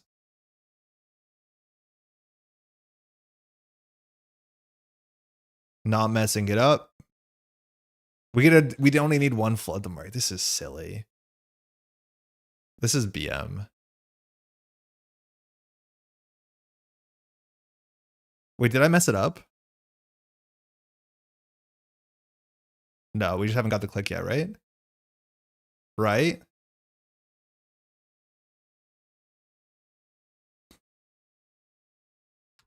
Yeah, that's a wild ending. Jesus. What is this? That's turn 6. We scored 6 points in the same turn. This is once again because our opponent is not contesting our stuff. They should. The thing that they were doing was like trying to transfer us, but we had the money there. Like the transfer just felt like, you know, the deck chairs or whatever. Yeah. Yeah, I had good ice in the right spot. This is straight nonsense. Just straight nonsense. This is why playing Boomerang and Fence are fun. Yeah, Boomerang seems really good. No, Audrey was huge. Yeah, they have to Audrey, and then he still has to trash stuff, which is maybe possible. Cruz didn't show up. The charm would get destroyed. Was anyone running word on the street? Because no, it doesn't matter. We scored to 8. Yeah, that's wild. Hey, Speed Racer, good game. Yeah, that was just wacky. For what it's worth, we had 2 flood the market. So like the flood the market we returned with PD was just like for style. Just for style. You paid to get in, paid to trash, had to recover. Yeah, no, it's hard. It's hard. It's genuinely hard. I think actually ice destruction serves you a bit better. Because like destroying the ice is not replaceable and it's a bit cheaper. The cards and the remotes are reduced still matter. But like powers that be is actually like really important. I'm glad we iced it up this game and we didn't make a misplay earlier. We actually got another advancement. We had Synchrocyclotron res. We were credit short. Like goofy. We actually could have clicked for a credit to res the Synchro to play the flip the market, which like nonsense. But if that's the case, we could have just brought it back fully operational. Like we could have brought back fully operational with PD, played fully operational, gone up to like 14 credits, res the Synchrocyclotron, played the flood the market. That was like such a cooler line, and we did not do it.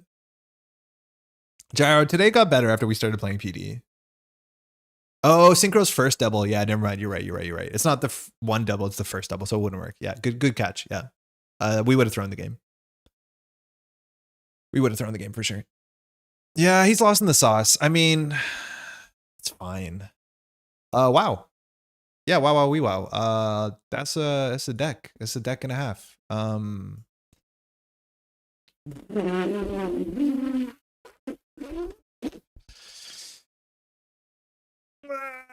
Thanks to all these names here and more for helping support the channel.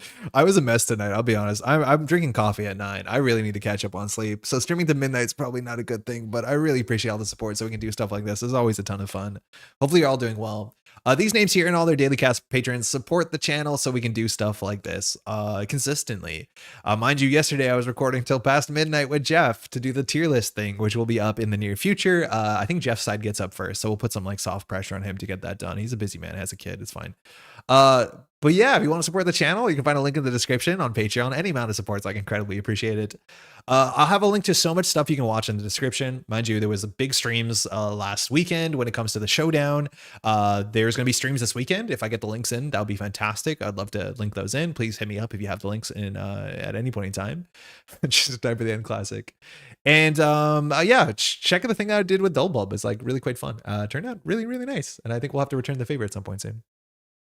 If it said you could do it once per turn, you can install a new Cyclo. Yes, if it was once per turn, but it's a first trigger, just like Jeeves or whatever. Glad to have caught the end of the stream. Looking forward to watching how the RE deck went earlier. I mean, not great, not amazing. That's mostly it. Thanks so much for hanging out. Enjoy your Slay the Spire 2 patch or whatever. I'm a Necrobinder main, so that's been going good. I've been playing a bunch of Deadlock. That's been nice. Take care of yourselves. We'll see you in a week or so. Ciao.